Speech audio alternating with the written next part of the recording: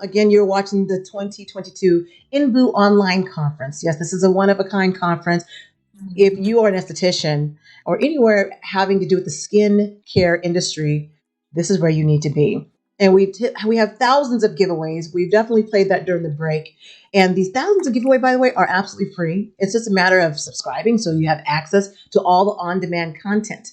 This is industry content you probably couldn't get anywhere else because it is that unique. It is that one-on-one. And I don't consider myself exaggerating. I consider that to be in real time, and that could be from the outside perspective looking in. I'm pretty good as a journalist and pretty investigative. This is as good as it gets. I mean, if not, it's pretty gosh dang excellent. I'm just going to say, as far as the information that you need from start to finish for a business. So I think that Miss Katina, you are just about ready. You about ready to introduce our next speaker. Everybody loves Mia. Let Yes, me everybody tell love you, her. every person that this woman touches, she's so refreshing. She's just an angel. And every on Clubhouse, I call her the Clubhouse Queen in the Lash artistry and PMU industry because everyone knows Mia and everyone loves Mia. So Mia opened Mia's Minks in 2010 to offer quality eyelash extensions in San Jose, California. And I'm going to read this quick because something is going on. Mia continued to run Mia's Lash Labs and remained enthusiastic about learning as a student. She connected her company and she strives for ongoing education so she can offer growth, integrity, and the best quality services possible. And I believe that. Mia is the founder of the Lash Artists and PMU Artists Club, created in 2021 on Clubhouse, and has offered the platform for a large community from artists who are just starting out to those advancing greatly in the eyelash extension, beauty aesthetics, and the PMU industry. The Lash Artists and PMU Artists Club is a nonprofit that aims to offer support and information that is shared openly to the community in the beauty industries. A nonprofit for lash artists. Can you believe that? Mia is the connector who seeks to recognize value in brands, the beauty professionals, and assist the advancement of individual artists through her school, Mia's Lash Lab, and through the nonprofit Lash Artists and PMU Artists Club. Here is, I am honored to introduce Miss Mia Rutherford. Thank you so much. Thank you for that lovely introduction. Thank you for your time and your grace. I wanted to share talk a little bit about eyelash extensions specifically for men and women of color, and give you a little background about my journey into the eyelash extensions field. Coming from the aesthetics and esthetician world, I did get my aesthetics license here in San Jose at San Jose City College. And when I started my journey, I was looking to do lashes of all kinds. Every nationality, every men, women, all types. I wanted to offer the illusion of reality of creating lashes that look like their own, or to the other extreme, lashes that are extremely full and thick and dramatic. Really, my goal was to appeal to the client, to give them whatever could possibly be done. And that's one thing I feel like challenging ourselves has, and challenging myself has got me further ahead in the industry. But today I just wanted to share a few things with you guys, specifically for men, women of color, how we can benefit as doing lashes or wearing lashes. And also I wanted to share with you my journey, as far as what I took to learn and educate and become really good at master in the field. I remember my mother actually told me to get into the industry of eyelash extensions because she wore them, and she's a woman of color, and I witnessed some of the obstacles that she, being aware of the eyelash extensions, she would go to different places, and some people would look at their lashes and kind of be intimidated because they're a little more curlier, more sparse, and a lot more shorter. Just as observing, my mother's journey, I thought in my head, like, I can do this for her. I can alleviate all of these obstacles. So I remember we would go to Oakland. She would go to a nail shop and get her eyelashes done, and they would end up pulling them all out. Oh, and that got frustrating because it's like you want to preserve the natural lashes. And then we would try different people. And what I've noticed and I observe, a lot of people were intimidated by men and women of color, our lashes. But as I became a lash artist myself, I wanted to take this head on. Like, why is it so difficult? Or why do people say it's difficult to do our lashes? And as I took further education, it's a whole process to it. And it's isolation is key. Brushing through the health and placing is key. But it wasn't until I ran into Teresa Smith that was a game changer for me. I took her class, I believe it was in 2000 and probably 11 or 12, and she was going on a tour. And Teresa Smith, actually first met her on Facebook in a group, and she wrote a book called The Lash Bible. And I'm like, whoa, Lash Bible, it was interesting, just the concept. But then when I learned about her journey, she started out as a graphic designer. And when I learned about Teresa, she hadn't been doing lashes no more than about 2 or 3 years. And she said, I just started doing this. But her work was so good, and she made it clear, and she broke it down, in terms, to where after I took her class, at first I followed her on YouTube, and I took her class, I realized, like, it was a big light bulb. Like, she made it so simple to do lashes for people of color, even though she wasn't, like, 10 years plus doing it. It wasn't just like, like, I'd expected her to be like totally seasoned in the industry, but at that time she was new. So Teresa, she created a light bulb came on. She really taught how to wrap the eyelash extensions around the natural lashes and create retention. Retention was key because when I first started doing lashes, I'd place lashes and they all just fall off, and I didn't understand, especially men and women of color. And I always thought it was because we had more curly lashes, that they were thinner, they were shorter, we have more coarse hair. But taking these advanced courses, and I'd also like to share this with you all, was a game changer, especially for men and women of color. I'd just like to throw out some resources if you, as a lash artist, can be supported by. And the first one I mentioned, Teresa Smith, she wrote the book, The Lash Bible, and just recently this year, she revised the book, Lash Bible. And I love it so much because it breaks down how to apply lashes to a variety of individuals with a variety of traits like droopy eyelids, round circle eyes, big eyes, small eyes, the diversity. And it's been revised this year to where usually the lash artist will have about 5 to 7 different looks. Teresa Smith went as far as to offer over 350 looks. Just being an artist, getting into the field from the beginning, it was intimidating because I did notice a lot of other people of color that were in the forefront. But Teresa, I like to call her the guiding light because she has made that opportunity available, and she's created context, literature, teaching, resources, information that is zoomed and focused on people of color of all nationalities to customize. I feel as if when doing lashes, you really want to customize every individual client for their features and their face. So after taking Teresa Smith's class and reading the book, The Lash Bible, it was like a whole epiphany. Like, it makes sense now. Like, I can have any client and appeal to their desire. So that's just a little bit I wanted to mention about my journey. And when I came across Teresa Smith, it was a huge game changer. Before, I just would do general lashes, kind of like how I was taught. Initially I was trained with Minkies, but then it's almost like a mastery.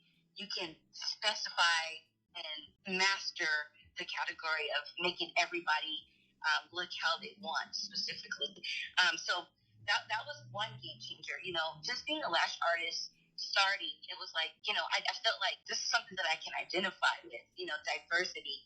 And I think that now with the industry, it's just growing so much that diversity is coming to the forefront. So that's just real quick, Teresa. I also wanted to mention Della Antoinette. As an artist, as a woman of color, I wanted to find, other women of color I can identify with that are giving great information, knowledge, and growth, right? Della Antoinette, I have to give her props because she's actually out here in California in the Bay Area, but she has created a master class because as a student, I wanted to accommodate the client base that of the region or the area that I'm in, but I also wanted to learn how to run a business. Della has offered that. Della Antoinette has created a master course where we check in once a week, and she just gives you rounds up and support, especially for those independent lash artists who are out there on their own. And I just wanted to put her out there because it's really helped. She's helped me to, as far as getting my business legitimized. She's helped as far as the confidence, knowing how much to charge, knowing how, how to accommodate, how to make the client comfortable, how to create an experience. So that was another resource I'd like to throw out there, Miss Della Antoinette, because she is so firm and poised, and she offers the details of information that it takes just to run the business. The third person I wanted to mention here, I think that it's important for a lash artist to continue to take ongoing education and courses, because we're all evolving and the field is evolving as well. I've met Shireen at a competition, and I like to encourage people to do competitions, not just because to say I won, but you want to do them so that you can get true and honest feedback. I met Shireen and Olympia at the Lash competition in 2018, and she sat right next to me. And she was the only woman of color, and I was just automatically, I was just like, my heart started beating, and I'm like, yes, I'm excited, right? But eventually after the competition, we became friends, and I noticed that she teaches as well. She teaches the tricky lash. So she has her own competition, which is a tricky lash competition, but she turned that into a curriculum or instruction on how to teach tricky lashes, meaning more sparse coil lashes, and lashes like us women of color tend to be. So there's ways to modify and learn to customize just for people of color. And I like to refer Miss Shireen. You can find her on Instagram too, and she does London Lash Pro, but she has offered curricular specifically for tricky lashes and for men and women of color. And I want to offer this information because these individuals, these women, have been game changers. Because every time when I started, I would get a client that came in, and I would have to apply lashes, right? And some would work more for others.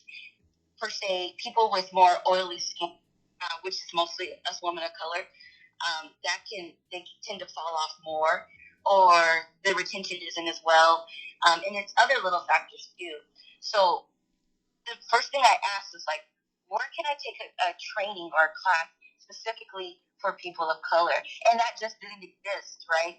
But it wasn't until I found instructors who were people of color that really broke it down, and that's here what I wanted to offer for you today.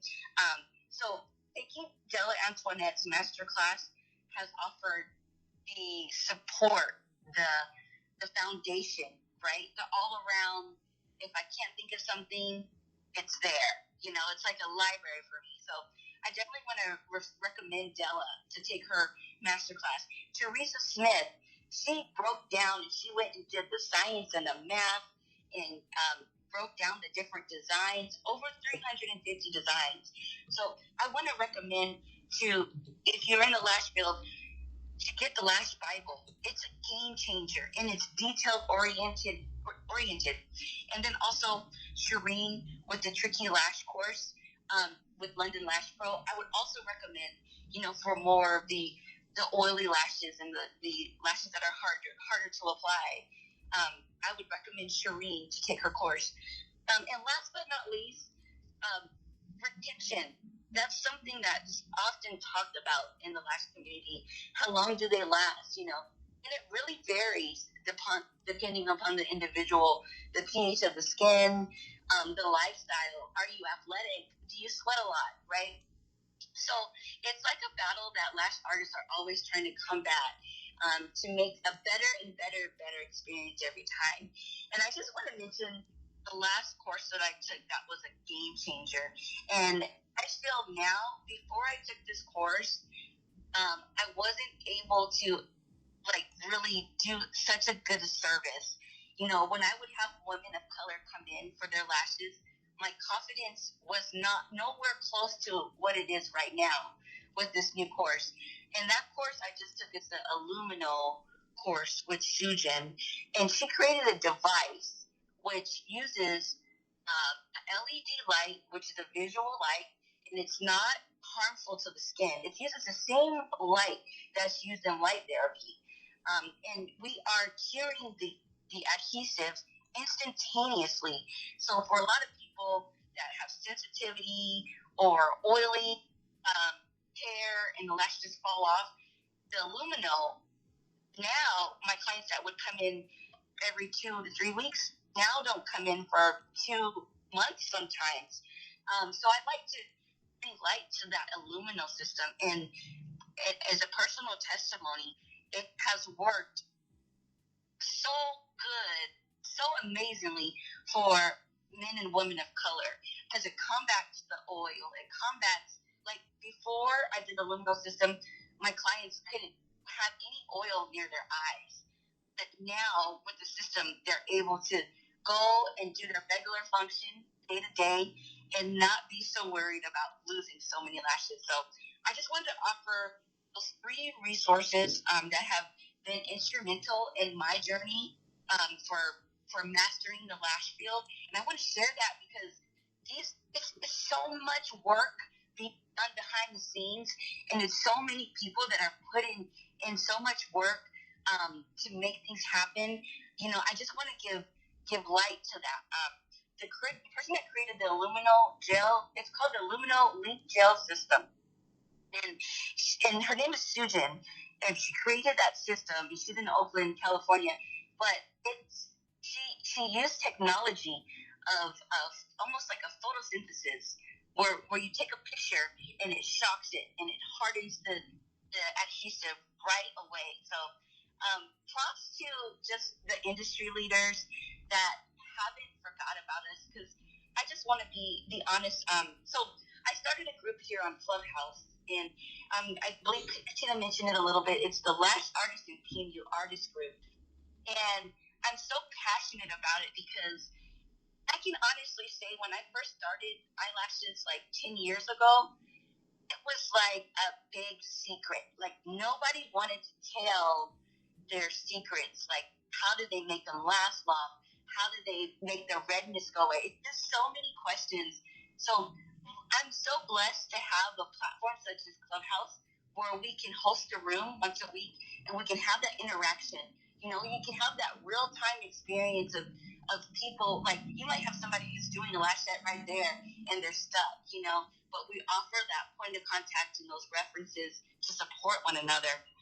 So with that Clubhouse group, I'm excited to promote men and women of color, all people, but inventions, agility, what's going on in the lash field, and it's really exciting. So I know I'm all over the place, but definitely want to encourage you guys to keep in touch, join the Clubhouse rooms. We've even had rooms about the NBEW. I'm so excited about NBEW as a whole, and I'm just excited for the growth and just the direction that the beauty industry is going as a whole. I noticed also in Clubhouse, we have a voice. At one point in time, I was in a room on Clubhouse and I'm listening to a woman of color as the creators, distributor of big companies. You know, I don't want to say the name, but, you know, before we would never have that opportunity to ask about the products, to ask about the directions, to ask specifically, you know, the creators. But now on Clubhouse, it's got pretty personal, and I feel liberated because men and women of color, where before we were put back burn and weren't acknowledged, or we weren't even advertised when we're the most biggest consumer. Now we can have direct contact. And I'm noticing a shift. There's a shift where, big companies are having more men and women of color be representative, because we are a lot of the supporters and spenders and more. So that's just my little spiel. I wanted to acknowledge some of the women of color who have elevated me and also showed me the light, where there's going to be more opportunities where we can wear lashes and they're going to last longer, and I'm just excited for the innovation and agility of the market. So that's just a little of my spiel. My name is Mia. I wanted to share that. And yeah, thank you for having me. I love you guys so much. Oh, Mia, wow.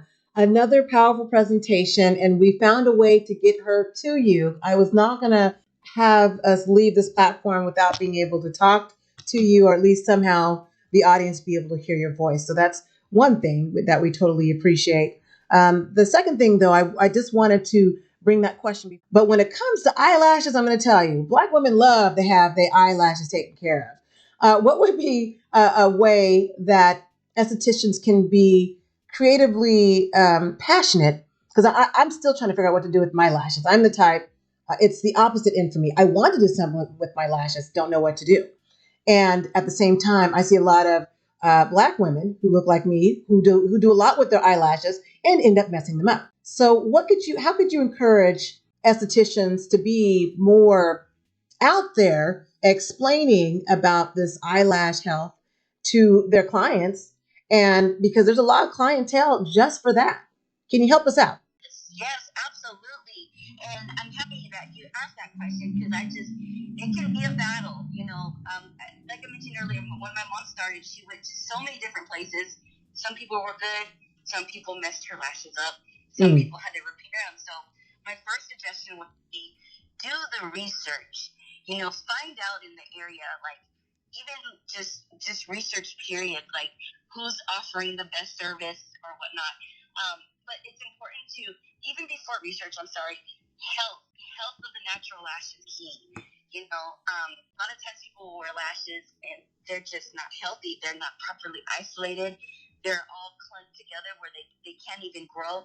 Sometimes there's not even room for growth, and ingrown hair is grown because it's stuck on the skin. So my first advice would be, always inquire about the health. If you want to get them done, find out, like, are they isolating? Are you able to brush completely through the lashes? Because eyelashes is supposed to act as a natural barrier to protect anything going into our eyeballs. So you'll expect lint and dirt and, things to get into the eyelashes. So along with applying them correctly, keeping the lashes clean and healthy is key. So I definitely would try to see the best quality. You want to get the best quality. A lot of times they say, oh, I want a cheaper price, but I'm going to tell you, if you want good lashes, it's not going to be cheap. This is an investment. So you want to make sure that it's done correctly and it's done healthy to protect your natural lash. And one way that I can determine if it's healthy is simply if you're able to brush through the lash. If you can't brush through them and they get bad, then that's a big red flag.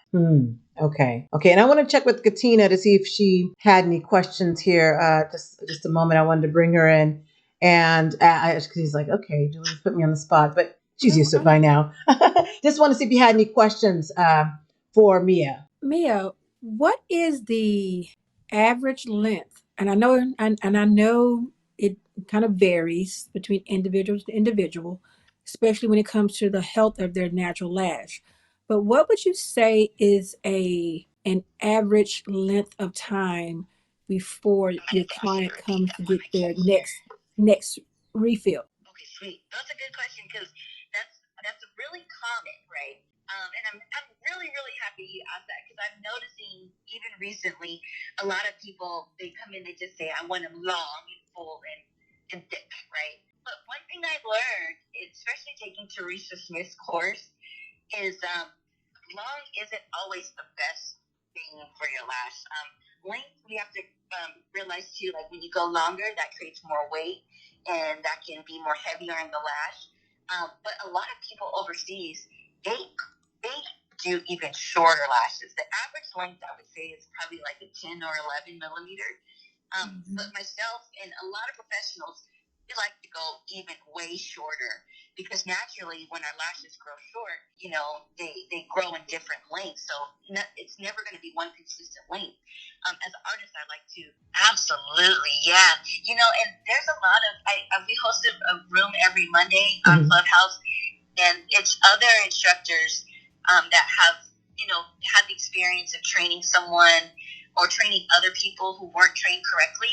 And there's a lot of courses available and information available to people who've paid the thousands of dollars of training. But there's a bunch of refresher courses just to tighten up, and just be on top of the current market. So I would recommend, if you're having doubts or unsure about the health, take one of those refresher courses.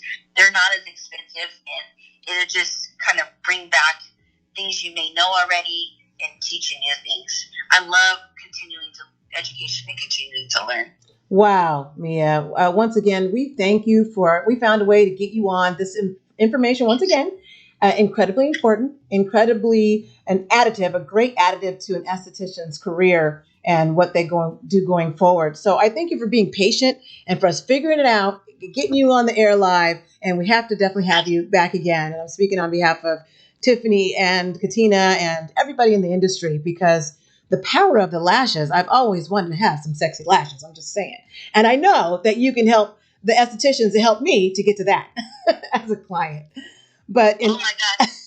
Go ahead. Yes, there's so many good artists out there. Like, just check your area because it's just growing from now since it was about 5 years ago even. Yeah. And I definitely encourage you to have that experience. If you ever come to the Bay Area, I got you. Set on me. I'm always in the Bay Area. What are you saying? I'm just saying. But I'll be right in the room with all the other estheticians, right? They'll be right behind me or I'll be right behind them, one of the two. So, Mia, we thank you so much for your time. We appreciate you, and we look forward to you being involved or somehow tracking you down in Clubhouse. I think that's where we can find you, correct? Clubhouse. Awesome. Yeah. All right, so I'm going to go ahead and take us to a short break because we do have our next speaker on the line. You don't want to go anywhere. She's right here in the virtual studio. I see her myself. And so stay with us, folks. You are watching the 2022 NBEW Conference live online. And we just got through finishing with Mia Rutherford of Mia's Lash Lab, Lash Artist, and PMU Artist Club Incorporated founder. So you definitely want to go and check her out in Clubhouse. This is some valuable information, I feel, because I want to be able to have my lashes. So I'm looking forward to one of you estheticians helping a sister out. I'm just saying. So stay with us. 30-second break. Just switching over, getting everybody on the same page. We'll be back in a sec. Just bring this back in. Of course, you just got the silent treatment. Sorry, that was by accident. Thank you, Katina.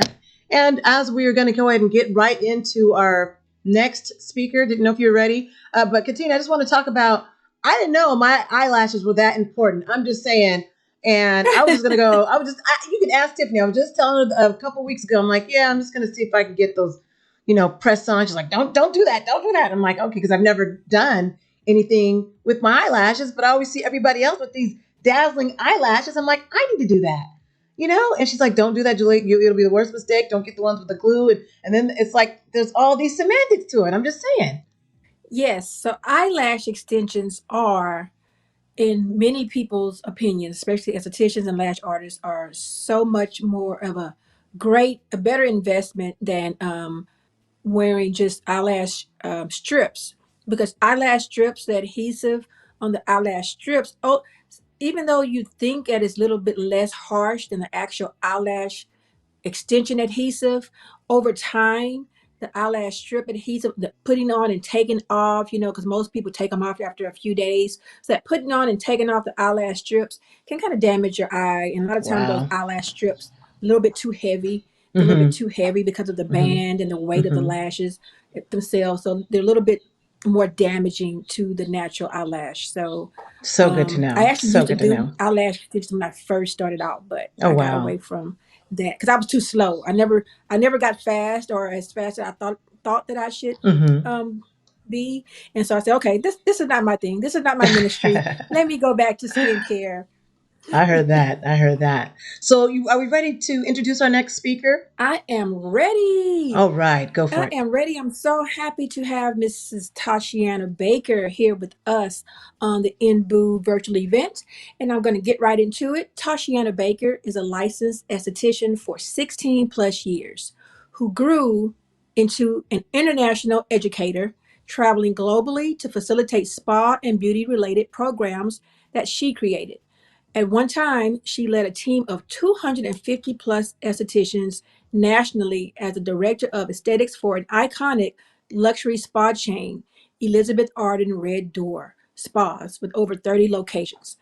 She was also the regional operations director for 4 full service spa salons, including 2 inside of Saks Fifth Avenue, and the education executive for the iconic brow artistry and brand Anastasia Beverly Hills. Toshiana also held positions of leadership at other luxury influencer brands in Beverly Hills, in spa cosmetics and retail. I'm sorry. In 2016, she became a full time entrepreneur who parlays her wealth of experience in spa training, operations, and development to help small business owners, solo practitioners, and independent brands grow and scale through her consultancy, SpaWorks.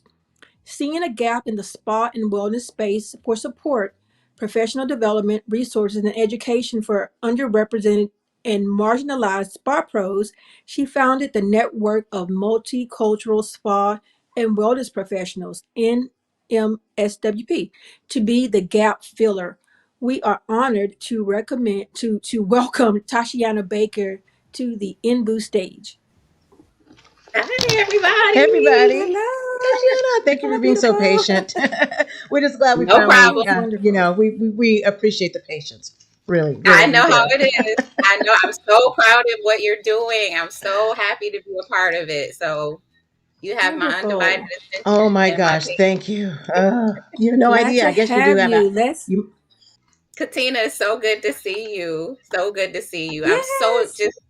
I'm just, I'm so proud of what you're doing, you and Thank Tiffany, and you. just so happy to support. So just an Thank honor you. to We be able really to share appreciate it. space. Yeah, Yeah. I Yes, and love I it. appreciate you for being a supporter of Best Association all these years as You have my well. Mm, support. Never ending. You Thank have my you. support. Thank that's you. awesome. Awesomeness. So let's get into it. Yes. What do you have for us, Tashiana? What'd you say, honey?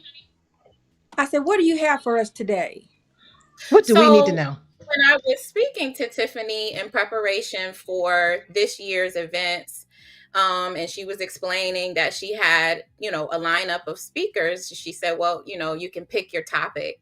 And I thought when she told me the vision, the theme about writing your vision and making it plain, that I could really kind of come in and help emphasize that, because even though I am an esthetician, I have a very small set of clients that I do. Most of my work is helping businesses grow and helping spa professionals extend their career longevity, right? And so when we talk about writing the vision and making it plain, I really wanted to really kind of interweave that into my story and give a little bit of tips about part of actualizing and manifesting your vision is learning how to thrive by watching the tribe you hang around.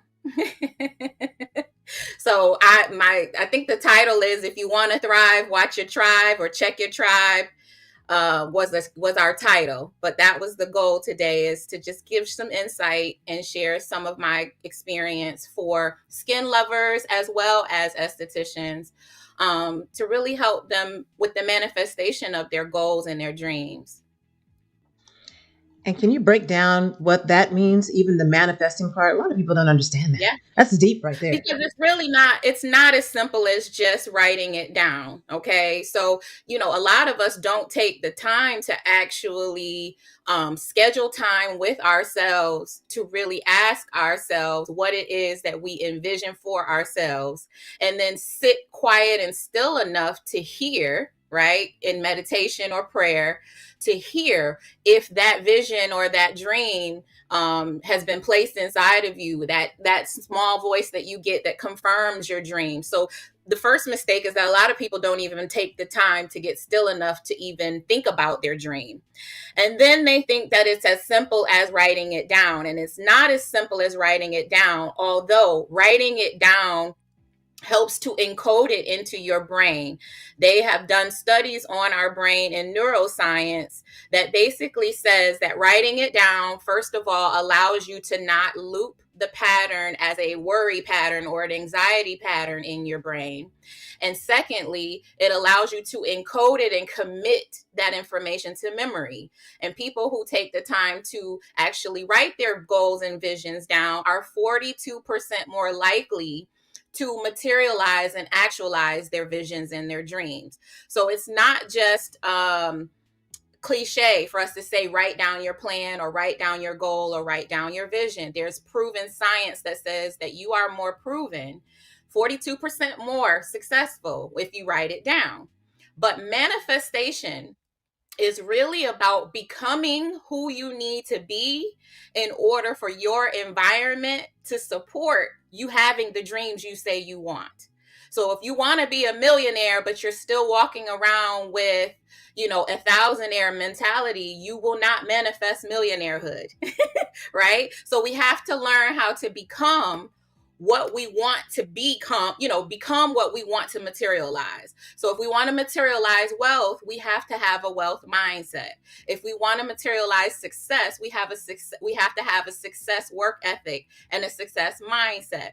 And part of that mindset and becoming who you want to be is also paying attention to who you spend your time around, and your tribe, your community, your support network, whatever we're calling it this week. It's really important to look at who are you spending time around. Do you have mentors, or are you the smartest person in your peer group? Talk about that, because if you are the smartest person in your peer group, couldn't that be problematic if you are the Yes, smartest, the only absolutely. smartest? Okay. Absolutely. Well, first of all, it happens naturally. There are a lot of us, especially as Black Estheticians, as minorities, as women, that are the first to do quite a bit in this generation, in this lifetime, right? And so it's not a negative thing for you to achieve a certain level of success, a certain level of growth in your life, but you really need to be mindful that if you're the smartest person in the room, what that tends to mean is that you are giving a lot of your talent, a lot of your gifts, a lot of your experience to your peer group to help them grow. And there's really not a lot of growth or nourishment happening for your continual development. So it's fine to be the smartest person in your peer group. I'm not telling you to cut off all your friends. I am just saying that in addition to writing your vision for your career goals and your, personal and professional goals, that you have to be mindful in spending time around people who are your next level. So if you want to achieve that next level of success, you identify who has that next level, and you network appropriately and relationship build to get around those people who are already experiencing your next level. And we know that visioning can be this difficult process, right? Sometimes you get discouraged, even if it's written in your goal book. What do you do Absolutely. to help So that? it's a daily commitment. I'm not here to suggest that it is any easier for me than it is for the next person. Entrepreneurship, being in this career for 16 years as a Black esthetician has not been an easy road, but it is a daily commitment to the overall plan. And the way I choose to do it is it really comes down to mindset. right? So you always have to be in control of or mindful of your thoughts that you're having, because those thoughts become meditations.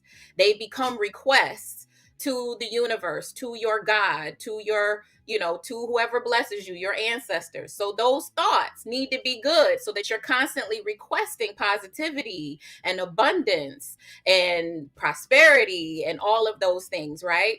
Because if you get in the state of worry, that loop that plays in your head of worry is actually a constant negative request. And so it becomes a sabotaging or a self-fulfilling prophecy, because you don't realize, by not controlling your thoughts daily, that you've actually created the situation in front of you, even if that situation has negative impact. There was a movie and a book that came out, and I won't say it on the air, but the Uh-huh. main thing that they would say is what you will believe you will achieve or you will succeed. I think you know probably what I'm talking about. Yes. But what I really Yes. hear you telling me is if there's no action behind it, then it doesn't go anywhere. Can you talk about That's that? Because we right. can keep believing and hoping, but it's not going to Yes. go nowhere if we Believe. don't put no action into that. What is that? That's right. Talk about Got that. to do the work. I happen to be Christian, and I constantly heard growing up that faith without work is dead. So yes, there is a popular community of teachers that really will tell you your thoughts become things. And so, yes, there is some simple manifestation that happens simply by thinking, because your thoughts are energy too, right? But when we're talking about achieving new heights in our personal lives, as in our professional lives, breaking barriers, in many cases being the first or the first of few to do things, you really got to put those thoughts into action. And so you have to really look daily at your calendar about how you're spending your time, and really be intentional, because your time is either spent taking you closer to your dream or taking you further from your dream. Right. So it's just like, if I have a goal of being healthy and well in my weight and in my diet lifestyle, that means that every morsel of food that I put in my mouth is either going to take me closer to the healthy, and well weight, or further from the healthy and well weight. And all of those small decisions add up. And it allows you to create momentum in your life. And your momentum, right? Because they say God likes speed, right? So that momentum is how that you get that magic, you get those miracles, and other people looking don't know the story, but it's been a work in progress the whole time. I like that you said work in progress, and I'm going to let Katina. She's got a question or a comment. Go ahead. So in relation to the actual verse, right, with the theme is coming from, right, the vision and make it plain, and then the rest of the verse where he says Yes. that, where the Bible says that make it plain to see on clay tablets, or just write it down, so that he who sees it can carry the message to others. Is pretty much what it translates into. What do you Mm-hmm. think? What do you say to people, or how do you feel? Because me, I am the visionary where whatever I write down, whatever I think, if I want it, I'm the person who tells other people what it is that I want. Not everything, but there's Mm-hmm. I would say probably 70% of the time when I have a vision, I have a thought, I have an idea that I'm trying to manifest, I actually tell people. Well, some people say, Mm-hmm. "Oh no, keep your vision and your dreams to yourself. Don't tell Mm-hmm. anyone." I'm kind of the opposite. I actually feel like I have to tell people, because if I keep it to myself, then I'm not saying that it can't be worked on and it can't come into fruition, but I feel like other people will actually, the people who I'm talking to, somebody who I'm telling this vision to is going to make a connection in some kind of way. That's right. My thoughts and my vision, my dreams is going to actually be on somebody else's mind and in somebody else's head. Absolutely. And someone might say, you know what? I have a friend named Katina. You know what? She was telling Yeah. me about such and such and such that she. So, Mhm. so that's my take on it. What is your view on? Absolutely.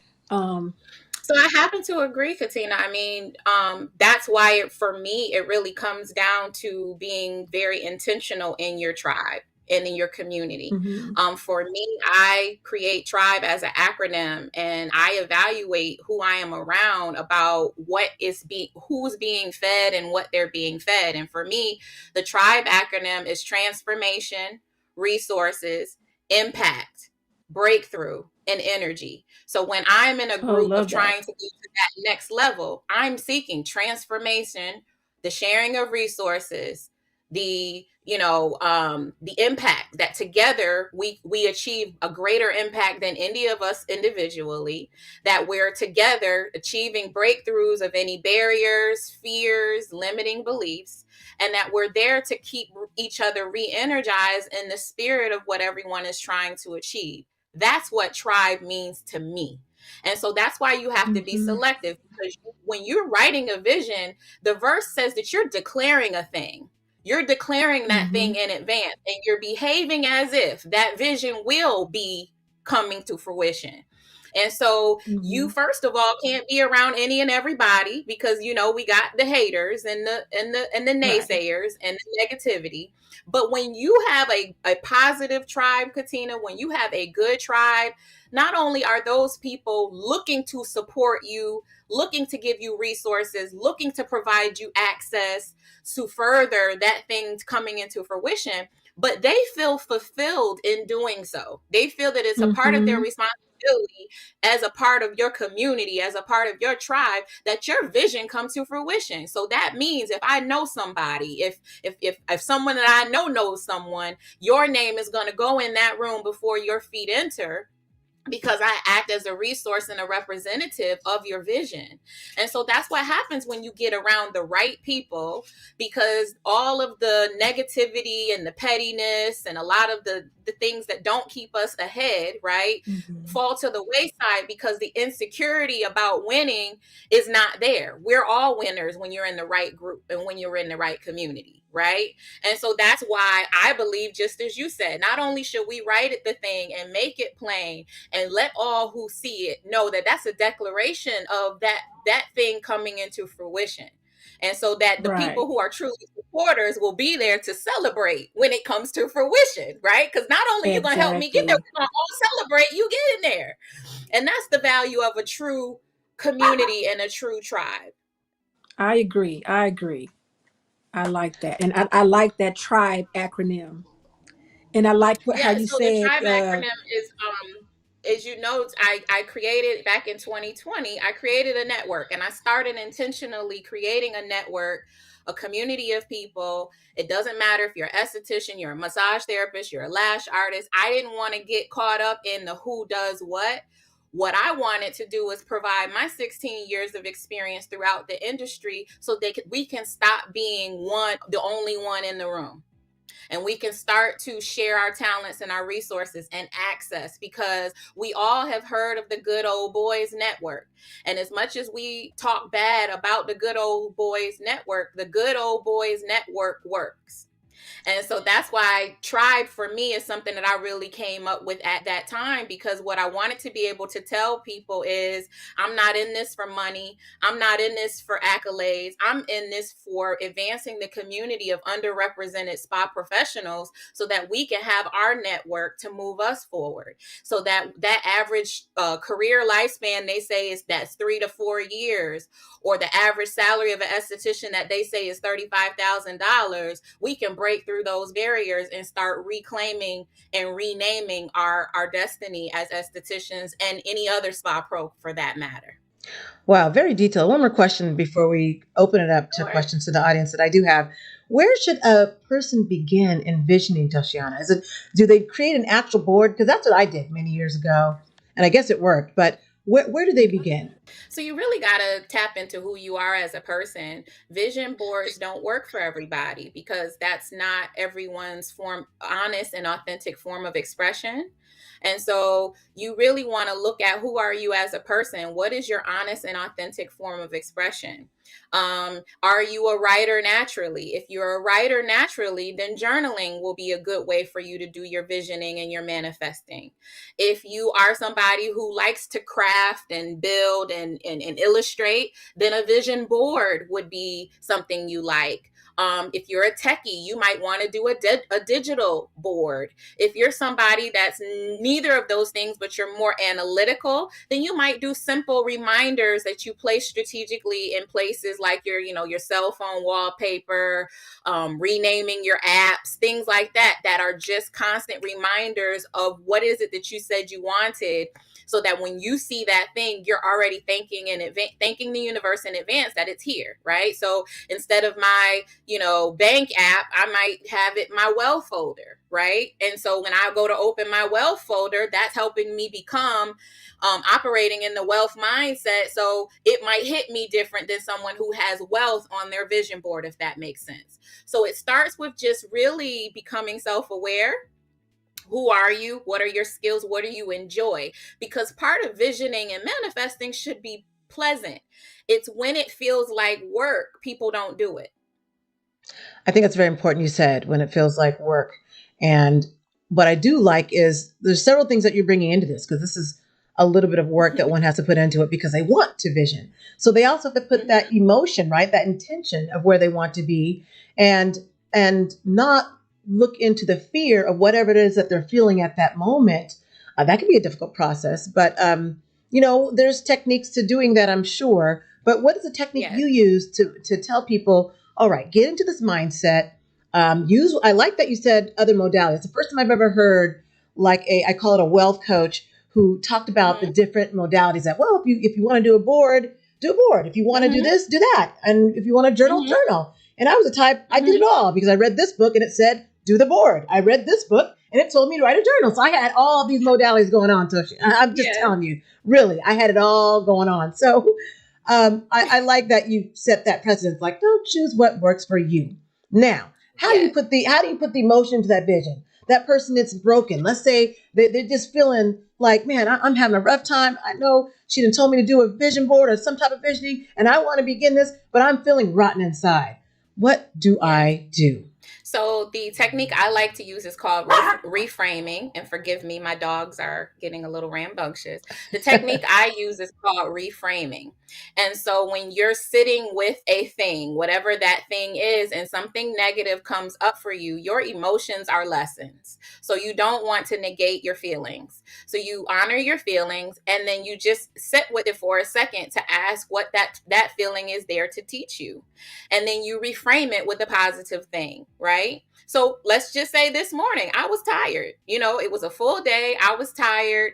And if I stayed in that mindset, that would not have been as productive as being, upbeat and joyful about my day, right?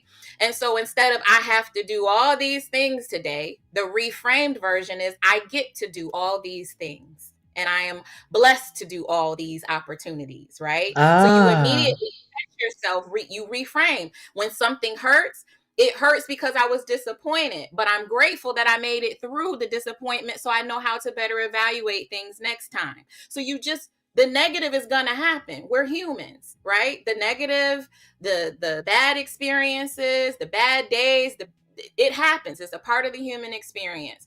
I'm not suggesting that you get delusional. I'm saying that you allow those emotions to rise in you. Ask yourself what they're there to teach you, and then release them.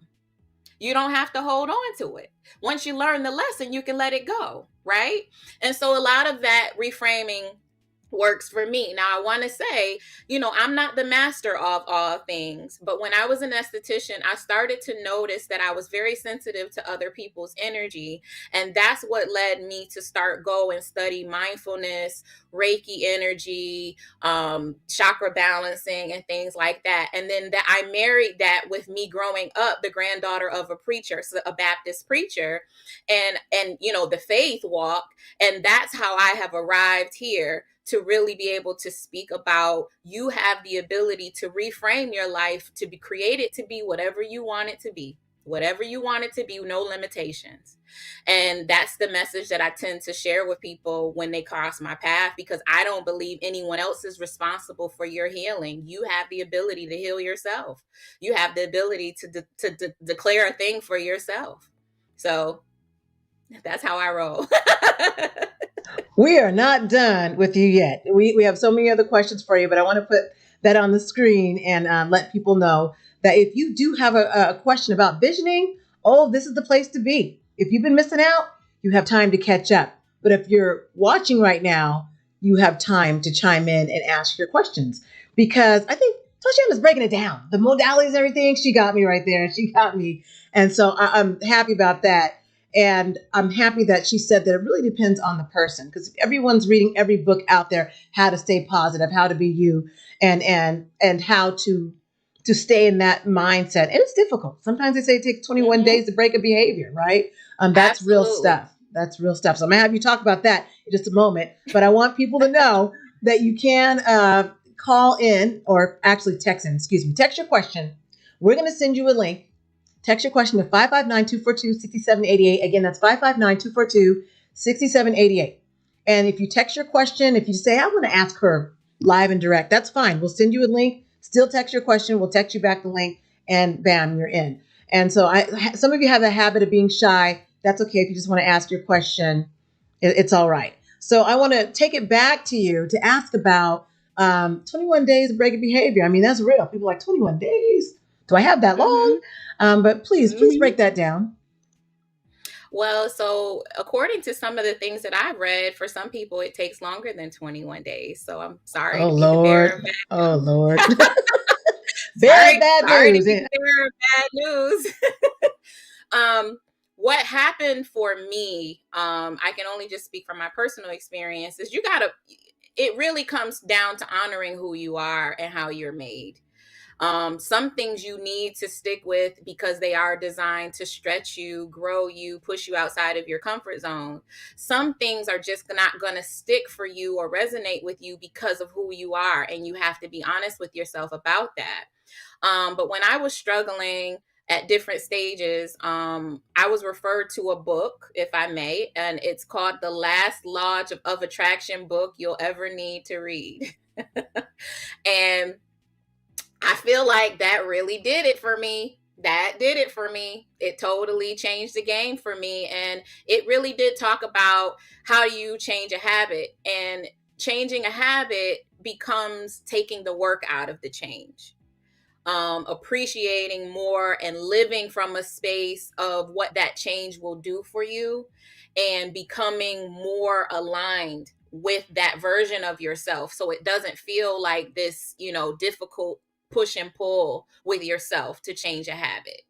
And so in that book, he gives a lot of tips and techniques on how to really make this whole manifestation thing work for you.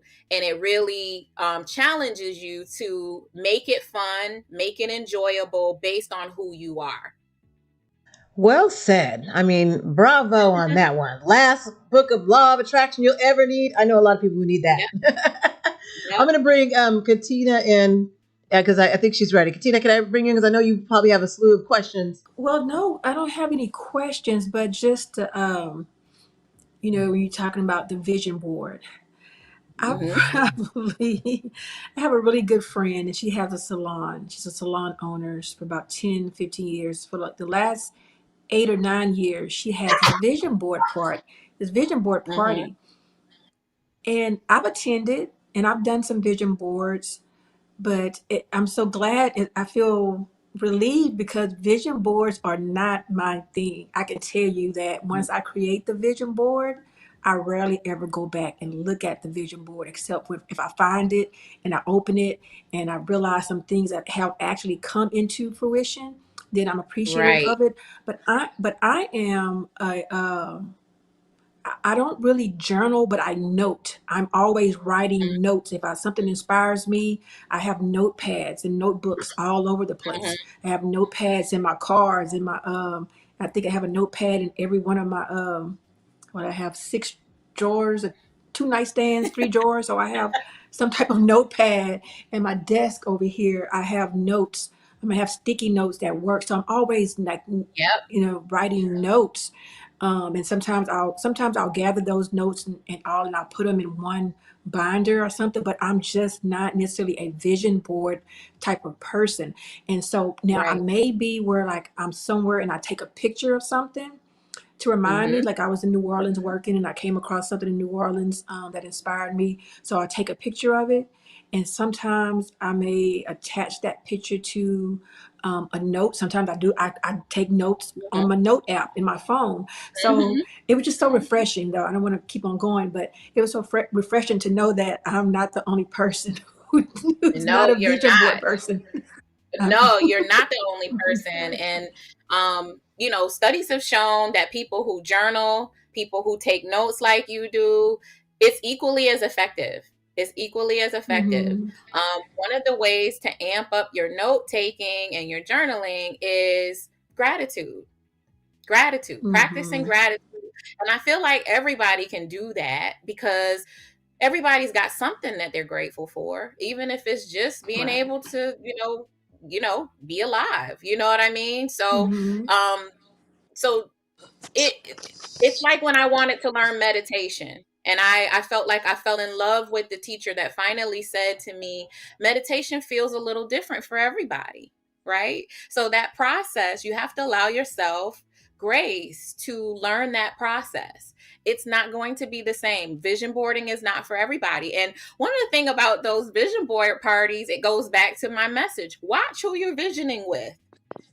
Watch the Mm-hmm. energy of the people you're visioning with, because that can also affect why you walk away and certain things don't feel like they're yours, because you can pick up, you co-mingling in people's energy and all their belief systems and all of that. You just got to be mindful of who you're co-mingling your energy with, especially when you're Mm-hmm. stating your dreams and your desires, right? um I also joke with a girlfriend who goes through the magazine and like she clips out pictures of couples that she is, the whole, relationship goals, hashtag relationship Yeah. goals and stuff like that. And then when they break up or there's a rumor of their divorce in the news, she gets really emotional because they were on her vision board. And I'm like, stop putting these people on your vision board and you don't know their story. You don't know what you're Right. asking for, right? And so Right. one of the ways you can be mindful when you're visioning is one of a teacher taught me once is to just cover the eyes. If you're doing that, if you're somebody who vision Mm-hmm. boards and you like to clip out of magazines and things like that, if you don't want to take the person as they are, you got to remove their eyes. Otherwise, you're asking for their situation. It's a literal ask to the Mm. universe for doing these things. And so I don't mean to Wow. sound weird or woo woo, but you got to be careful what you're asking for because you just might get it. Exactly. Now that's Wow. the truth if Ooh, I ever very heard it, because you just might get it. There's a You exactly. song just about might that. get it. Be careful what you wish for, Mm-hmm. because you just That's right. might get it. Just might get it. That's Mm-hmm. So, right. one of the questions this looks like a general question. I'm just going to summarize what this person is saying. Is that how long do you do this practice for, and how long does it take? I feel like we touched on that, but I'll let you speak to Yeah. that. It's a little as little as 5 minutes, a day. It does not take a lot of time to just sit still or have your notes app or have, your vision board if that's your thing, or, looking in your phone if that's your thing, and just reviewing to yourself, and speaking as if it is already done, declaring that thing as if it is already done. If the vision is, I'm an esthetician, I am well sought out, I am easily booked, I have clients I love. I mean, you could go on a tangent. Think about what somebody said to you. What do you want? How many minutes would you tell them what you want? Good And there point. were no limits, no limits to what you could ask for. I would talk about where I've gone and who's with me, and I experience joy. And like Katina said, when you're experiencing your life, sometimes put the phone down from the internet and be in the moment, so that if you capture a picture and you look back at that picture, Hmm. all of those emotions of that moment flood back into your body. Because that's how you create really happy memories, is that you relive happy every time you see it. But if you're just doing it for the gram or just for content, it's not authentic. And so you really want to be present in your life, live your life, and be fully in the moment. And then when you capture a picture of that moment, all of those good emotions can come back over you. And then you're creating the environment of positivity to welcome more positivity. Another question is asking about using journaling on their phone. You must be a Generation Zer. Journaling on the phone. Well, you did talk about the different modalities. How do you feel about journaling on your phones? And is it have the same effect? I'm on the go, I'm in school, and I'm trying to run my business. What are your Yeah. thoughts? I say it may not be just as effective as a pen and paper, but it is more effective than not doing it. So when they study how our brain encodes information, there's more power in us actually writing. There is just something about us writing words that encode and program things to our brain. However, typing it out and laying it out and thinking it through and expressing it is still more powerful than not doing it. Okay, So that's fair. do the journal. Do the Yeah. journal on the phone. Do the app. You know, they have apps for journaling and reflection and things. Use them. Use them. It's much better than not doing anything. Yes, well said. But you do encourage the writing because when you're looking at that study that you were talking about earlier, and so that definitely does Yeah. make sense. That does Yeah, make the sense. neuroscience suggests, and they, you know, and here's the thing about studies. I mean, I like to read and learn different things, but they don't study everything, right? And so I say yes, there is power of recording a thought from pen to paper in your brain, but then there's also a power of expressing and writing things down and getting them out, whether that means speaking them out and recording yourself, because some people are not writers, right? So you can speak things and do voice notes. um Actually, that's one of the best ways to write your first book is through voice notes. Just speak about it, right? Get it out, because a lot of us get caught up on writing and we're not all writers. You know what I mean? So don't get caught up on those limitations. Just make it possible by doing it. Yeah, you should be a wealth coach. Are you a wealth coach? I mean, might as well Part add of that to the what I repertoire. do, yeah, part of what I do is help people create a career in the spa industry that helps them achieve wealth. Wealth is a part of wellness. You know what I mean? So, yes, I in a way, inadvertently, I am a wealth coach because I teach them fundamental business things, teach them subjects related to making decisions for themselves and their career and their business if they're business owners, that help them achieve wealth. And let me just say, wealth looks different for everyone, but I can tell you it's usually between 6 and 7 figures these days. No So, complaints there. hey. Yeah, and you have to start somewhere. And I appreciate that you're also saying that as well. People just have to begin the visioning. It has to begin That's somewhere. right. But what do you say? And this isn't a question. This is my question. What do you say to a person that says, "Hey, I want to make $1 million in my first year"? Is that something considered? Is that realistic to put that on one's visioning quest, or is that unrealistic because they may not have the knowledge or the connection to do so? Yes, I think that's my So if last someone question. came to me, Julia, and said they wanted to make $1 million in their first year, my response would be, how hard are you willing to work for it? I like How that. hard are you willing to work for it? And what are you willing to sacrifice in order to get there? Because some people have non negotiables. You know what I mean? Other people, not so much, right? So it is possible. It's only realistic to the person who's willing to work that hard for it. It can be done. It has been done, right? But I think it goes back, and I don't want to be that person that kind of gives the same answer for everything, but it really goes back to honoring who you are and how you're made. There are going to be people out here who, you know, they'll throw all ethics and morals to the side because the money is the goal, right? And they'll make their million at all costs, right? There might be a more sustainable way to do it. It's just about you being honest about who you are and who you want to become in order to achieve that $1 million.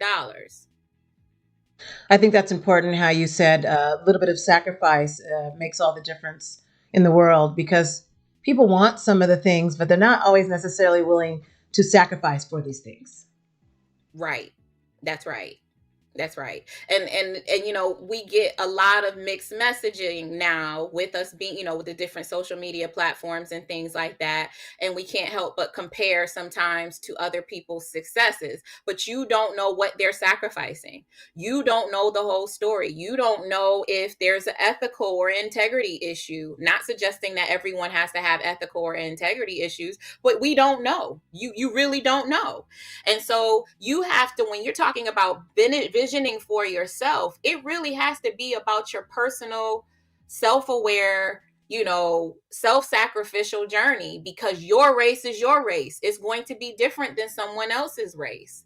And your measurement of success is not always money. Some people measure success about peace. Some people measure success in time freedom. Some people measure success in what they're able to do for other people. You know what I mean? So success is a little bit different, and it's measured a little bit different for everyone. I think that's important you said that too, because success is not always the money. It might be just getting to step one, step two, Yeah. or to the bridge in the road, or to the Yeah. mountain in the road. That's important that you have said that. Any final thoughts to wrap up for someone, an esthetician that who wants to take this visioning seriously? Um, I just really would want everyone, you know, viewing to remain encouraged. I mean, if you look at the progress that's being made in our industry, it may seem very small and very inconsequential, but actually it is pretty monumental. And so just like we have been able to create monumental change in our industry, you individually have the opportunity to create monumental change in your personal and professional lives. It's just really about making the decision to do it and getting yourself around the people who want to support you in doing it.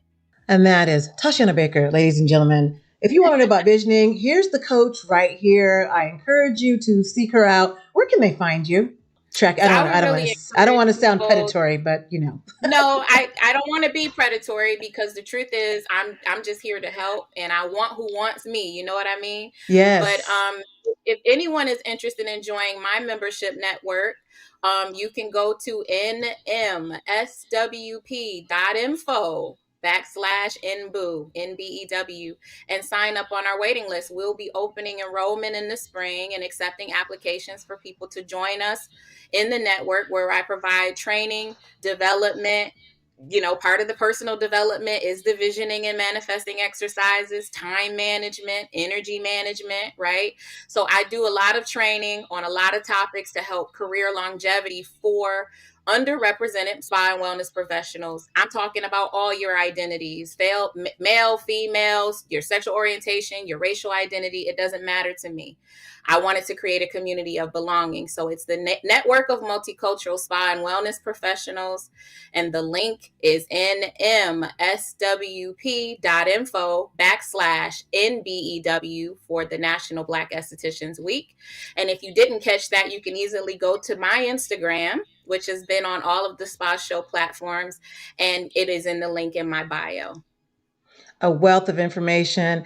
I am so glad you're able to make it onto our program and carve some time out, because I know you're busy in between running around. So we appreciate you so much. I'm so again this I've been telling Katina and Tiffany how this conference has definitely changed my eyes. I'm like, even this conference itself is eye opening in the industry. I'm sure it's got to be some type of influence for people who are watching this wealth of information from just your mindset, how important that is. Having your mind right, having your vision right, and then having your licensing, all these different things, these components are so Yeah. essential. And so Yeah.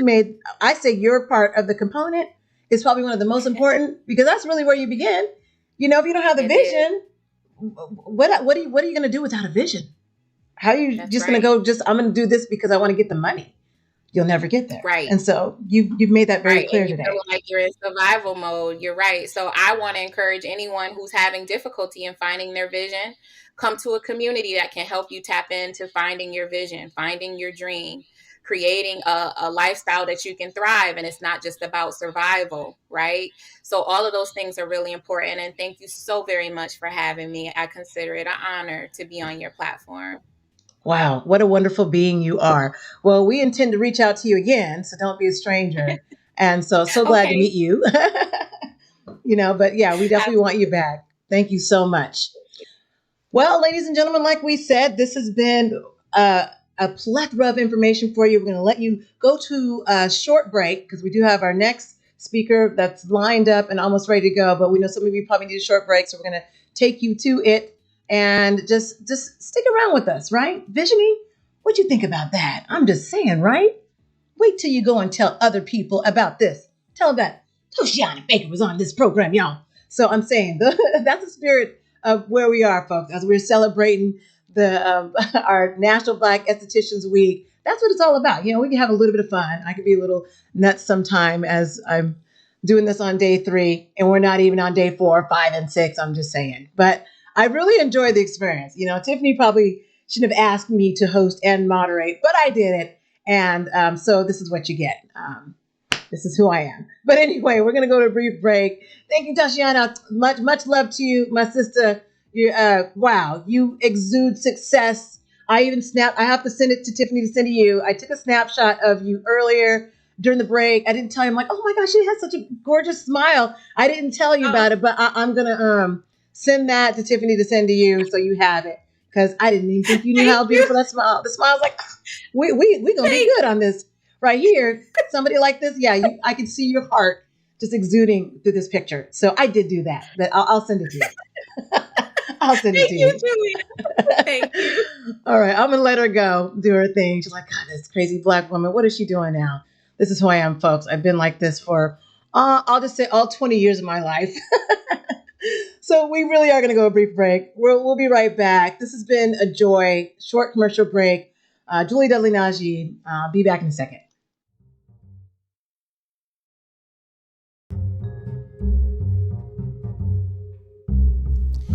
And don't forget that you can also watch Spa Show Wellness TV at any time on your mobile device or on your desktop. And you can go to spashow.com to be able to see this programming, but we just wanted to go over what there is access for everyone to be able to watch this channel, and there's a TV guide available there. You can click on it and also see what the latest programming is. Click on the guide that also has a time and also date, and you can scroll all the way across to be able to see that programming. All kind of unique programming dealing with Black women in wellness and actually people of color wellness, from meditation to beauty, skincare, beauty, and health, and holistic approach. Total holistic approach. And we'll also be having some more evergreen content on this channel for viewers, especially geared towards programming for the Spa Show TV Wellness channel.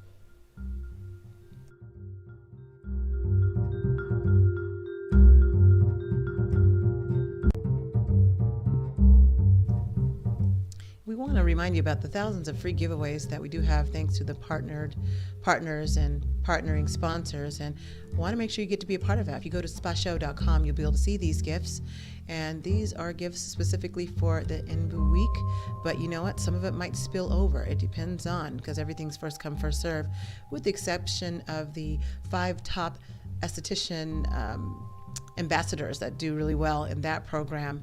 But it's okay, there's plenty to go around. You want to be a part of these free gifts. And so the way to do that again is to go to spashow.com, and then you'll see the tab there that says NBEW, and click on that tab and then click on gifts. See where the yellow arrow is there. You'll also see a sign up for Sugar Bear gift in honor of NBEW. Again, we like to thank Sugar Bear and for their very thoughtful, this was a thoughtful time for them to just reach out and say, we want to be a part of this. So we are so grateful that they saw the value in all people in looking at skincare and how important that is for everyone. So this is a great value for those who may not be familiar with that, whether you are an esthetician or just a person that's listening in and wanting to know more about your own skin health. You want to sign up for this free Sugar Bear gift, and they will send it straight to you. We're not even involved in the process. How about that? So click on that Count Me In. It takes you 1 minute to put in your address, your email, which again, that is a part of Spa Show. They will not be using that to market to you or doing any unsolicited emails. That'll be directly from Spa Show. So by signing up through Spa Show, you then become a member of the Spa Show, and then you get to get these gifts. They got some awesome gifts, by the way. and and the value, like I said, at that $200 value package, oh, you don't want to miss out. And you'll see on day one when myself, Julie Dudley Najib, and Tiffany Boudoir went over all the different gifts. You want to check that part of the program out. And like I said, you've got from the vitamins to the brushes, the lash care. And so you want to check out these gifts at spashow.com. You'll be able to see more up front. And these gifts are also mindful of what's in those landfills. That'll be definitely another show on another day. But what's so cool is about the Queen's Cloth, another awesome giveaway. Yes, Queen's Cloth. And it's perfect for acne-prone skin. Skin looks and feels luminous and alive, reduces the appearance of acne scars, ideal for cleansing on the go. And also Sephora, call it Sephoria, and they also have some awesome gifts that they've also provided. Another partnering sponsor who saw the value of skincare for everyone, for all, and for people of color, and celebration of that thereof. So we also appreciate their awesome gifts. And all you have to do is sign up. It's that easy. It's free to go to spashow.com and sign up to be part of the gifts. You don't want to miss out on that. And now this one is specifically for a top esthetician, and I think that has to do with the ambassador program, helping to push that out to let people know we're trying to raise funds for more research on melanoma in people of color. And so you, again, will have privy to this compliments of Ms. Pamela Springer. Yes, Debonair Pamela Springer. If you didn't get to hear her, go back to day one. And this is the veteran. This is the guru. This is the mama of the entire operation, I say. And you got to listen to her.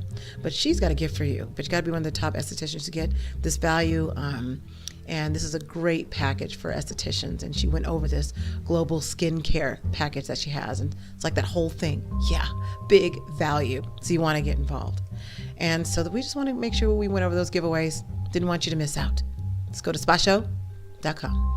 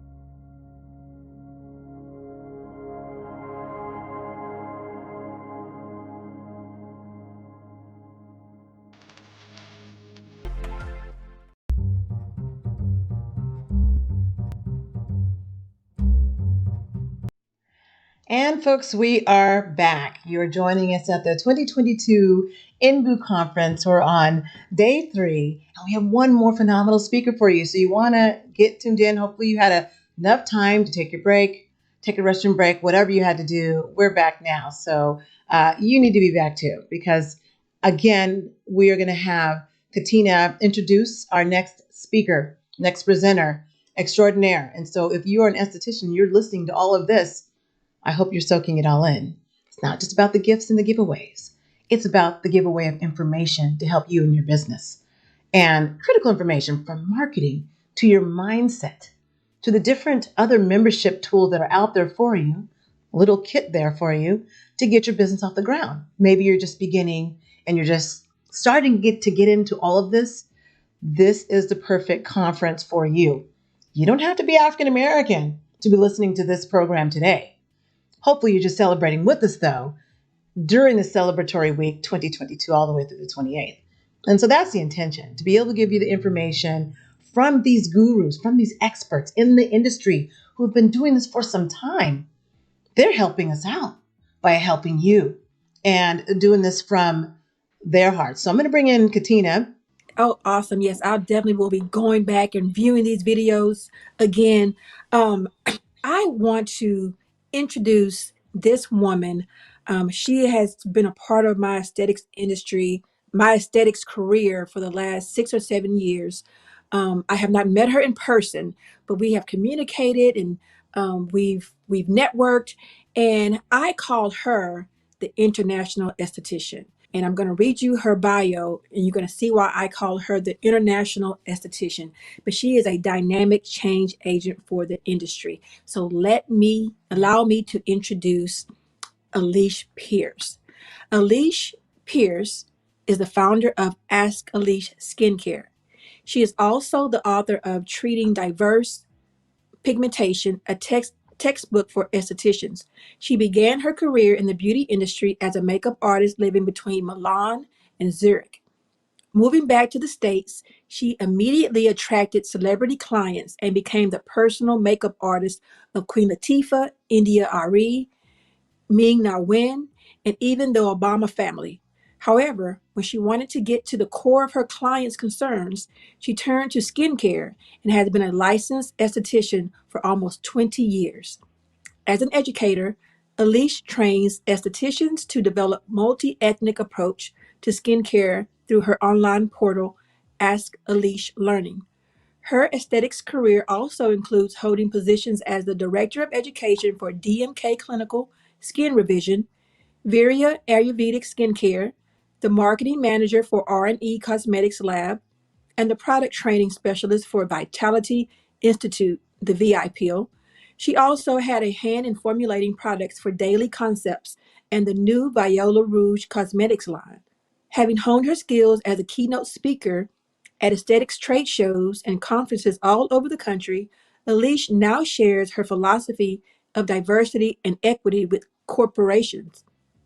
To date, she has shared her message with the Derm Store in California, Jafra Cosmetics in Italy and Switzerland, an international investment group in Guangzhou, China, and on the TEDx stage at Los Angeles City College. I remember that. Aliesh currently divides her time working as an independent consultant for emerging brands and offering transformative skincare services at her skin treatment studio in Philadelphia. Welcome to the stage, to the virtual stage, Aliesh Pierce. Thank you for that, Hi, Katina. I'm so you're welcome. grateful that we connected six years ago. Yeah, Yes, I'm so your platform. happy. Yeah, your platform just it. I actually hadn't been introduced to esthetician groups on Facebook until I ran into yours, and it really opened up a whole new world for me, the way to connect with some of my colleagues. So thank you. Awesome. You're welcome. I'm glad you're a part of it. Yeah, So you're doing amazing what do things you for the have for us industry. today, ma'am? Well, today I'm going to talk about branding. I can see it in the background. Specifically, the steps that I went through to get started with this brand, Ask Aliesh. It's still, in another, going through other phases, but we all do that. We settle on our brand, and then we evolve as human beings, and our brand has to evolve as well because we are our brand. It's kind of hard to separate the two. So let's see. Why don't we pull up I have a little PowerPoint to kind of guide us through, and I'm going to go through these steps, and then if you guys have any questions, I really look forward to sharing them with you. Um, Branding is really the core of your concept. Um, it's how you get that idea out into the world. So let me just give you, yes, you can go to that slide. Let me just give you a little rundown of who I am. Katina did such a great job. But yep, I started as a celebrity makeup artist, actually started working in theater at the age of 12 in Houston, Texas. But I became a licensed esthetician because I wanted to get to the core of my clients' issues. And not long after, I had some support because of my celebrity background. And I was able to start writing articles right away for trade magazines, which got me in front of Milady. And they asked me to write their first foray into ethnic skin. So that was, I'm now a published author. And I'm also an educator and coach, as Katina told you. The thing that I think is most exciting for me now is about 5 years ago, my mentor hired me to work with her as a brand strategist. So with all of the brand education background, I was now let into the branding, the brand building process, and which opened up a whole new world for me. So I've served as marketing manager, and the founder of my own brand, and I'm consulting other brands now, specifically with in the area of diversity. So let's go to the next slide. Today, I want to talk to you about identifying your why. Really, that's kind of the core of what makes you your brand tick, and that's going to be your unique point of view. And we'll also cover how to define your demographic and protect your intellectual property, and how to refine your own story. So let's go to the next slide. When we talk about your concept, this is that great idea, service or product that you want to get out into the world. I like to really zero in when I'm helping clients zero in on their concept. I like to zero in on their vision, because that's what fuels the idea in the first place. And if you can get clear about your vision in the beginning of the branding process, then that really fuels your mission as you continue. So as you hit these bumps in the road, which are sure to come up, you holding on to that vision really helps you stay focused, and it helps you know what's for you. Ideally, you will be offered so many opportunities because you're just putting your concept out there. But having a clear vision, a clear purpose statement, your mission is really what's going to help you decide if you want to take that opportunity or pass. Does it align with who you say you are at your core? So in order to get clear about the vision for your concept, I always ask people to journal. Start by writing out what it is that you want to accomplish. What's your end game here? What's the goal? And then your vision really has to resonate with your core philosophy. I know for me, it's, and when it comes to aesthetics, it's that I want a multi-ethnic approach to everything, meaning I don't buy a skincare product unless I know that it's adaptable for everyone. I used to work for a company that had they had two products. One product said for Caucasian only, and the other one said for darker skins. So I, let them know that doesn't work for marketing. That skincare really is for everyone, and that's what I'm looking for. I want to support brands or skincare brands that really support my philosophy of multi-ethnic skincare, and then it has to feel authentic. So whatever you're adopting as your vision, you want it to be comfortable with it, and it's these imaginal cells that we all have are what really become the concrete. So taking the time to get clear about your vision and your intention really is the fuel you need to go on with your manifesting your dream. I'm kind of following along with my PowerPoint here because I can't read it on the screen. So let's talk about how to determine what's your why. As I said before, your why is that thing that defines your concept. It's that thing that drives you, that motivates you it could be to do good in the world, to solve some issue through a product or service. But again, before that, you have to get clear about the reason you're doing this. Let's go to the next slide. So in order to get to your why, I like to ask a few questions. So it's why does the brand exist? There has to be some problem that it's solving in the world, something that you've noticed. For estheticians, it could be you've noticed hyperpigmentation in your clients with deep skin tones, and you want to find your unique approach to solve that issue, whether it's your product or your service.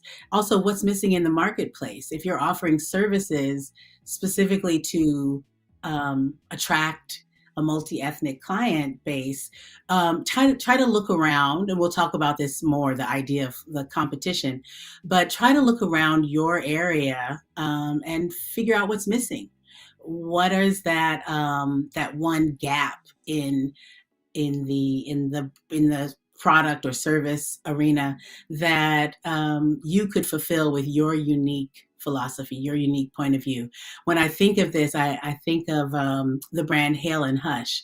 They did a really great job of creating products that complement other products. They really jumped in and started filling holes right away. So you can use that brand. It complements any other brand. So you can use it along with another brand. As an esthetician, it could be that you are, as I said before, offering specific services for your multi-ethnic clients, and you notice that I don't know, no other clients, no other estheticians in your area are using radio frequency to address that mid-face sagging, that mid-face aging that women, men, people of African descent start to experience. So maybe you want to create packages with a radio frequency. I know that's what I'm doing right now. And just filling that gap in the marketplace. So the next question to ask yourself is, how does this concept achieve the why? This is going to help you actually with your marketing. So is your product really formulated with clever ingredients? Does it appeal to the headspace? Does it appeal to those clients who really are concerned about the planet, the packaging?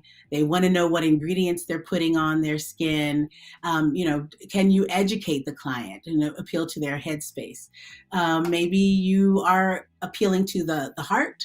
And again, looking at something that it could be your charitable giving. It could have to do with, again, saving the planet, anything that really pulls at the heartstrings. Or does it boost their self-esteem? As in the skincare industry, we have a lot of opportunities to build our clients up. And so maybe you want to channel your concept through that route to really draw in the clients. One of my spiritual advisors always says that people are either pushed by pain or pulled by vision. Where a lot of our clients are coming in with having traumatic experience, and they're being pushed by this pain point into a new vision for themselves. So appealing to their self-esteem could be very lucrative in the end. Of course, we want to always be heart-centered or have an intention and sticking to our vision. But at the end of the day, we also have to get the message out there and, make a living. So thinking of how your brand, the channel through which your brand is going to reach the end user or the consumer is really strategic, and it's really helpful to do this right in the beginning of your planning your brand, building your brand. So the last question, so we asked the why, the how, and now it's the what of your why. What does your concept do for the end user? Ultimately, it has to solve a problem of some type. It could be, for estheticians, it could be age management, could be acne control, pigmentation issues. There's some pain point that your client is experiencing, and your concept is going to solve it. Does it offer expertise? Maybe there is some area in which you really shine. Your knowledge exceeds others because you have a real passion for it.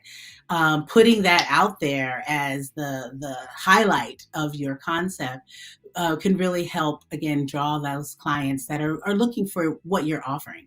It's really just about resonating and finding that synchronicity so that it's not a hard sell. In the end, you're helping them. does it fulfill some sort of aspiration that they have, this living this aspirational life that goes back to, let's say, like the Whole Foods crowd, or the jet set crowd? Does it fulfill some vision they have for themselves to aspire to this greater, bigger way of being? Does it support them emotionally, and does it resonate with their values? That is, I think, pretty essential. For example, there is a brand that the company I used to work for, a lab I used to work for, they are based in China, and they make this amazing serum, and it's a lyophilized powder, freeze-dried powder with a peptide activator. It's brilliant.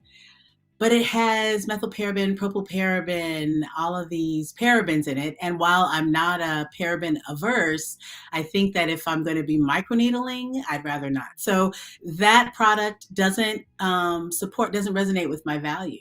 Even though I love the results, it doesn't resonate with my values. And so I'm not able to use it in the treatment room. So that's just an example of how your concept can actually solve a problem for your client. Let's go on to the next slide. The personas. It sounds like a big word, but it really is just your demographic. And this is kind of the background homework that's really essential if you're going to build a successful brand. A lot of brands, especially those created by creatives, those of us who really have a passion for formulating or for building our own solopreneurship, our own business, entrepreneurs, we tend to jump right in and go with that thing, run that concept, and create it, and then worry about how to get it out in the world later. But taking a beat, just a moment before you start investing in this concept to zero in on your ideal demographic is really going to help you get the message out later. It's also going to help you decide how you want to package it, what fragrances you want to put in. Even building your spa, if you're seeing your services as your brand, you have an opportunity to create a signature fragrance that is going through the, aromatizer, and maybe that's what you put on your towels, and then maybe you sell it also in your retail space, because it's all part of that fragrance, is all part of your branding. But you can't get clear about that until you know your demographic. You need to know who you're serving. So the customer personas help. You get into the background of your persona. I like to put them out on a PowerPoint spreadsheet and just start a PowerPoint presentation, and then just pull images from the internet, the people that I want to serve. Who do I think would be interested in this concept? What do they look like? Going into their background. What's their job? What's their family life? Their education? Do they practice yoga? Do they run? Are they knitters? Hobbies? Looking at the demographics and really understanding their gender, their age. What are the concerns of people in this group? I kind of did this backwards, moving to Philadelphia to start my practice. This is actually the first time I'm starting my own practice, not working for another brand. And I realized, probably because of my age and because I'm African American and because I'm in Philly, which is 44% African American, I'm attracting people between the ages, I would say, of 35 and most of them 35 and 55, but I do have a few that go into their early 70s. And that's just kind of my sweet spot, I think, because they can relate to me. Initially, had you asked me about my personas, I probably would have just said anyone. I just wanted to serve anyone. But I don't get a lot of acne clients. I really get those who are concerned with pigmentation and age management. So getting clear about that in advance will help you target your message to those people. Also understanding their spending habits. You can go to, you can look it up. What's the name of the website? But you can look up the spending habits of the different groups that you're interested in attracting. So if you want to attract tweens who are using their parents' money, you can Google it and you can look at the size of the market and even zero down on the your region in particular. If I can remember the name of the site that does it all for you, I'll send it in later so you guys can get that information. But also looking at their product preferences. Like my clients are really interested in age management, retinols, peptides. They know nothing about it, but they're very interested. And so it makes it easy for me to upsell and offer them products with those ingredients in them. Next slide. As you're building your brand, you're going to zero in on some key identifiers that are unique to you. And yes, you need to be a reflection of who you are. At the same time, they need to draw in that ideal client, those personas that we just talked about.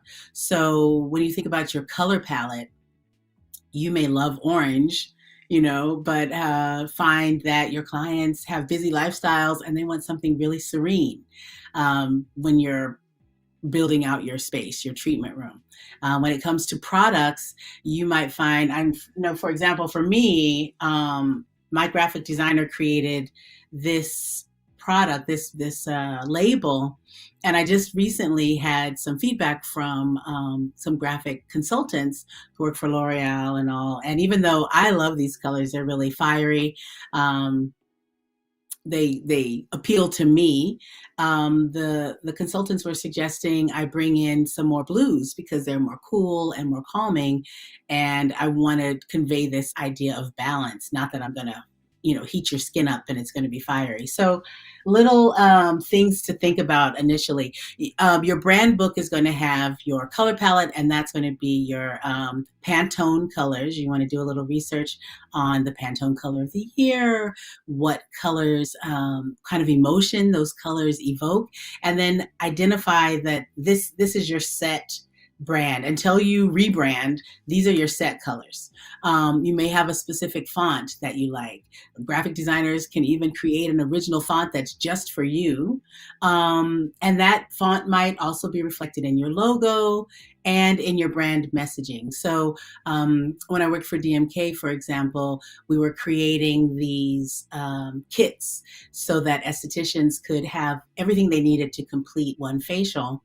And that, in the end, required that we do a little bit of, I think I lost the PowerPoint. I'm sorry. Oh, there you go. That required that we decide on the wording. So we decided we didn't want to talk, the message wasn't going to be anti-aging. We wanted to zero in on age management. We didn't want to fight acne. We want acne control. So just understanding, again, going back to that vision, what your personas, your demographic is ready to receive, and then creating that messaging around those identifiers. And you put it all in a little brand book. It could be a digital PDF that so that if you ever need to send your request business cards or have someone design your website, all of this, or if you're doing products, your packaging, all of this already exists in this brand book. Oh, I'm sorry, I'm going a little slow. Let me speed up. Next slide. So that brings us to your intellectual property, or your IP. Your intellectual property is going to be tied to your logo. Again, your color theme. If you're building a product, if you're creating a product, you might want to have some proprietary ingredients. That means that the chemist is able to combine some ingredients, and that way you don't have to disclose. I always talk about how Nestle created their chocolate chip. There are a lot of other chocolate chips, or the Nestle Toll House cookie. There are a lot of other chocolate chip cookies on the market, but in order to make a Nestle Toll House cookie, you have to have Nestle Toll House chocolate chips. They do disclose what is in them, of course, because you're eating it. But in skincare, you can create these proprietary ingredients that might be a blend of peptides and other hyaluronic acid, maybe, and you put your own unique name on it. And that way you don't have to disclose. Now, that doesn't protect you necessarily because any chemist can reverse formulate. Again, they can make the cookies the way they want. But when you get into your trademark, I suggest you go to uspto.gov to find out, first of all, if that trademark already exists. That name may already be in the marketplace. You might also have a hard time trademarking common names. That's why my Ask Aliesh is all one word, because I couldn't trademark Ask. But do it domestically. If you're building products for export, keep in mind that eventually you're going to want an international trademark as well. We talked about those proprietary ingredients. Those can be patented so that they're protected. I don't remember. I think it's 7 years. You don't have to disclose what's in it. But like this was the thing with alpha hydroxy acid when it first came on the market in the 80s for the public. Alpha hydroxy had this great patented formula that nobody could copy because it might have been 7 or 15 years they didn't have to reveal what was in it because it was all patented. And you want to make sure that you're getting your contracts handled. So when I hire a graphic designer, if I'm talking about packaging or working with a chemist, I give them a non-disclosure agreement. This is going to guarantee, sort of, that they don't share your information with someone else who might have the funds to just do it at a drop of a hat, or that they don't take your product concept and give it to someone else, that you're, not building your special, unique brand, your special, unique spa, only to have some, I don't know, interior decorator share that information with someone else. So just making sure that you protect your ass with paper, basically. So let's go to the next slide. After you've done all this work and you know who you want to attract, you know your color scheme, you've distilled down your vision, that's when you start to talk about your brand story. And it helps to do a little homework to take a look at the other people offering these services in your area, or if you're on the global stage looking at other global players, just to see how they share their story. But whatever you do, I love this quote from Damon John: the easiest thing to sell is the truth. Make sure it rings true. When I was working with that company based in China, they were great at spinning a tale, but I really was adamant that whatever tale they spun was anchored in some sort of reality. It would be easy to create some person and say that they're the head of the brand, but I think in the States especially, people really are heart-centered, and we like to invest in something that rings true, a story that's inspirational, a story of overcoming. So I think a lot of us know this from just sharing our stories on social media, sharing how you overcame to get to the point that you are actually, getting your vision out into the world. That's huge. And that all of that should be poured into your brand story. Next slide. So I mentioned earlier this idea of the competition. On a spiritual level, we know that there's no such thing as competition. Everyone has the same opportunities, and we are able to bring our vision into the world and make it a reality, and into the marketplace, and meet those other players in the marketplace, equally. That said, having a little concept, a little perspective, and taking a moment to look at those other players, the competition, is really going to help you zero in on your price points. It's going to help you understand, if you're building a product, what is your cost per ounce. So we're not just looking at, the 16-ounce bottle of cleanser for $20, compared to the 8-ounce bottle of cleanser for $40. You want to break it down into the cost per ounce. And then also looking at their distribution channel. How are they getting the news out there? Are other med spas in the area using Yelp? Do they take out ads in the paper? Do they have radio ads? Are they buying Facebook and Instagram? What are they doing to get their word out there? This kind of gives you the blueprint so that you can just kind of, tag. And also seeing your point of difference, not that you're grabbing onto their coattails, but it also tells you how you could compete. Maybe they're priced a lot higher and you are able to compete on the level of price and offer a discounted service. Or maybe your service is so exclusive, you don't have to worry about competing on price because you're offering superior quality. But just understanding where they stand gives you some understanding of how you need to move to enter the marketplace. Next slide. So just to sum things up, first, it's important to know your why, and you get there by answering the why, how, and what of your brand. Your ideal customer really determines the physical aspects, meaning the packaging. If I'm attracting the Whole Foods crowd, I'm not going to put it in a secondary package. I'm not going to put my product in a box. If I am running a brow studio, maybe I want some more vibrant, active colors because I'm going to have a fast pace, as opposed to an esthetician offering some curative, holistic treatment at 2 hours per client.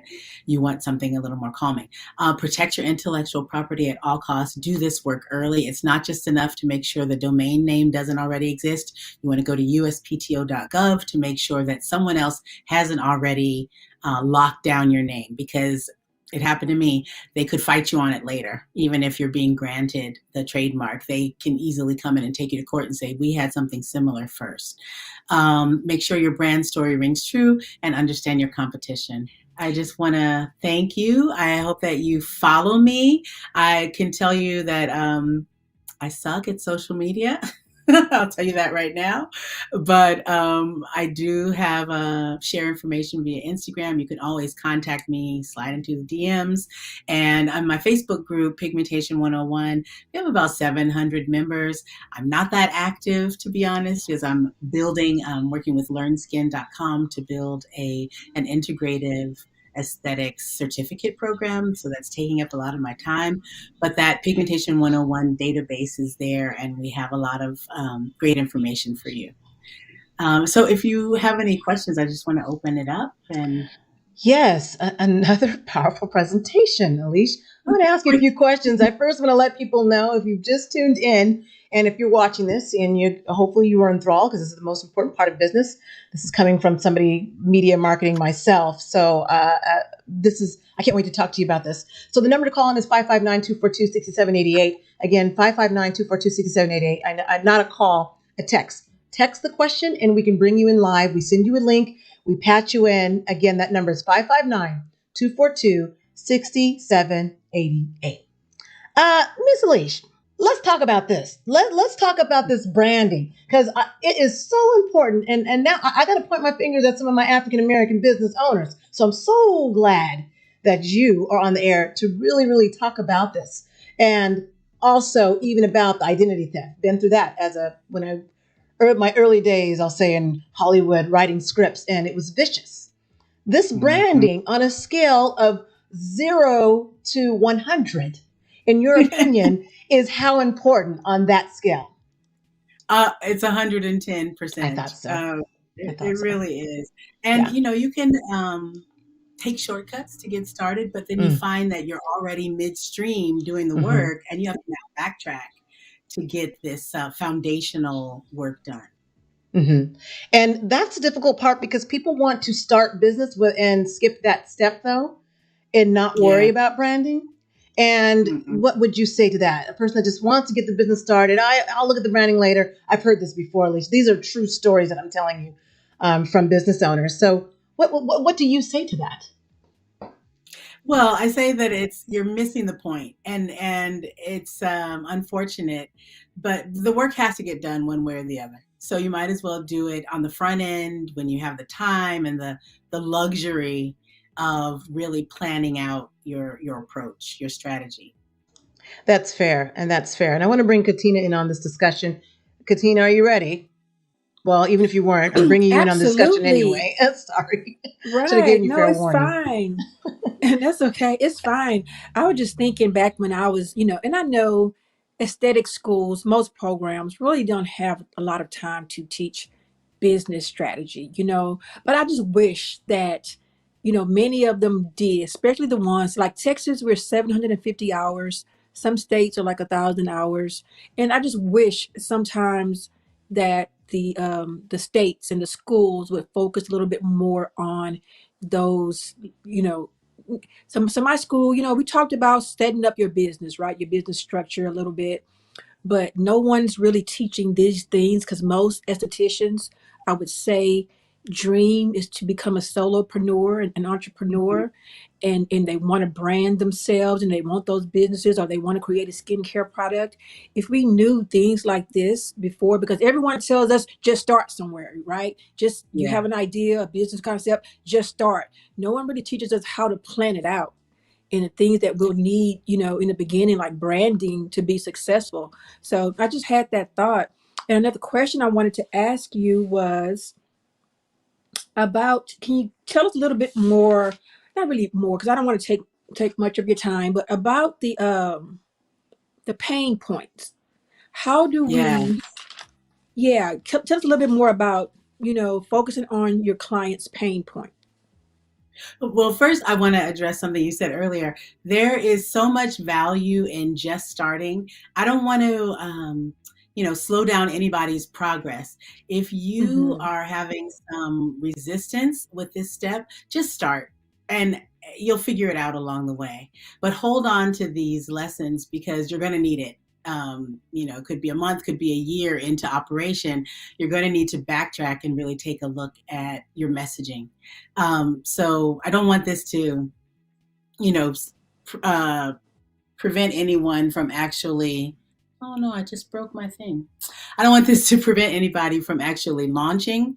So if you need to just start, just start. Just get it out there. Okay. But when it comes to understanding the pain point, that really is the big guys, the L'Oreals, the Estee Lauders. They don't create a product until they understand the pain point. They have to understand what need they're serving and then also the size of the market that they're going to serve. So for the longest, I think that's probably the main reason we didn't have a lot of makeup cosmetics that was geared towards African American women. And now we can say just African American people in general, because the marketers didn't see the value.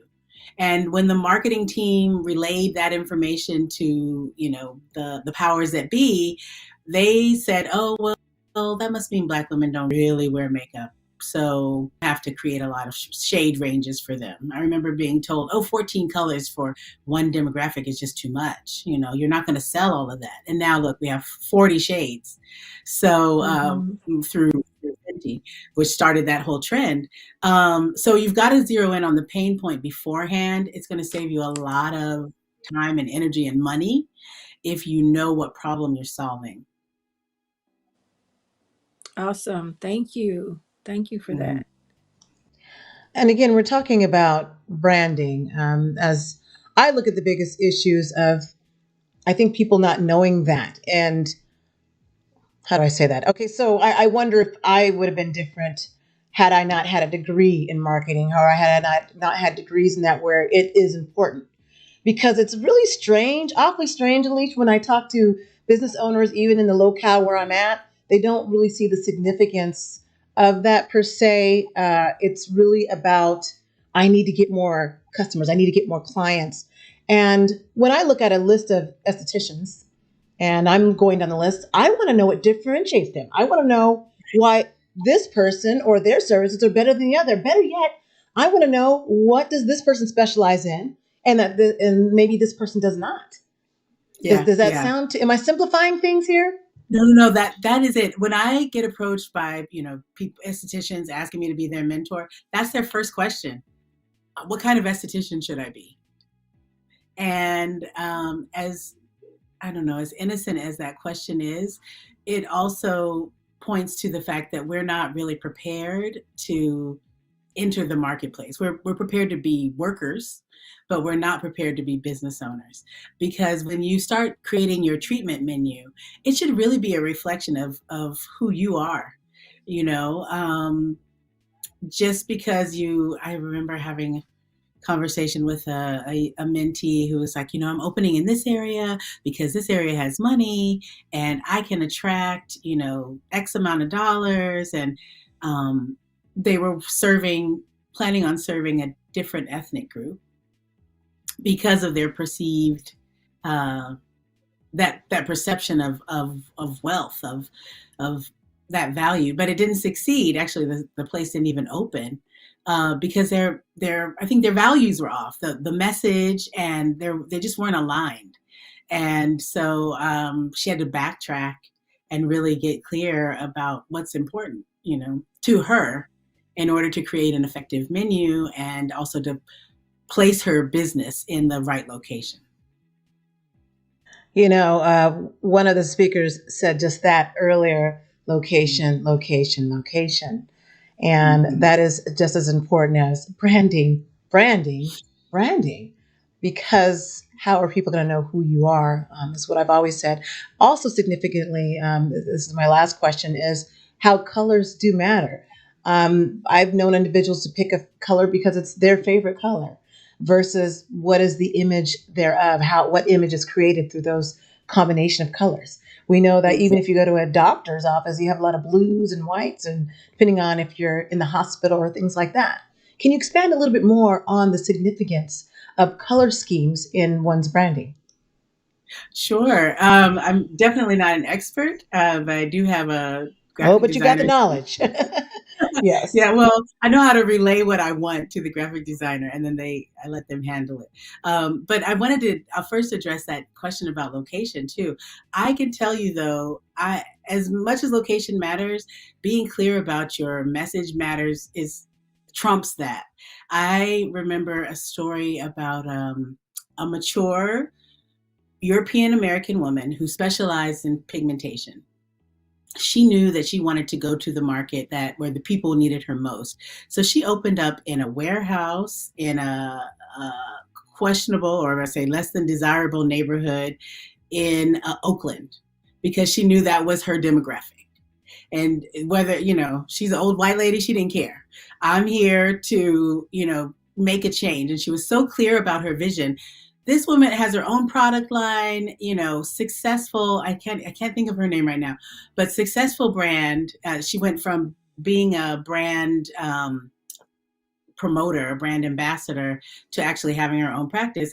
And she was so clear about her vision that she now is booked and busy and flourishing in this, in the hood, in a warehouse, because she knew that was her purpose.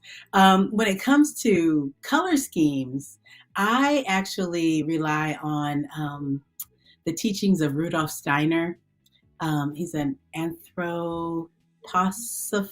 I'm not saying that right, but anyway, I'm not even going to try it.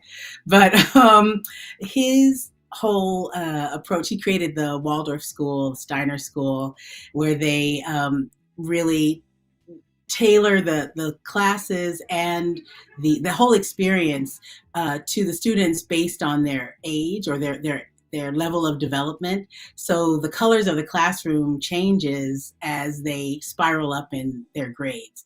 And I just think that that's a beautiful approach. So it's this idea that certain colors appeal to certain people. Of course, we've heard you should wear a shade of blue when you're going to an interview because it seems trustworthy, and so that gets you in the door and makes you more relatable to the interviewer.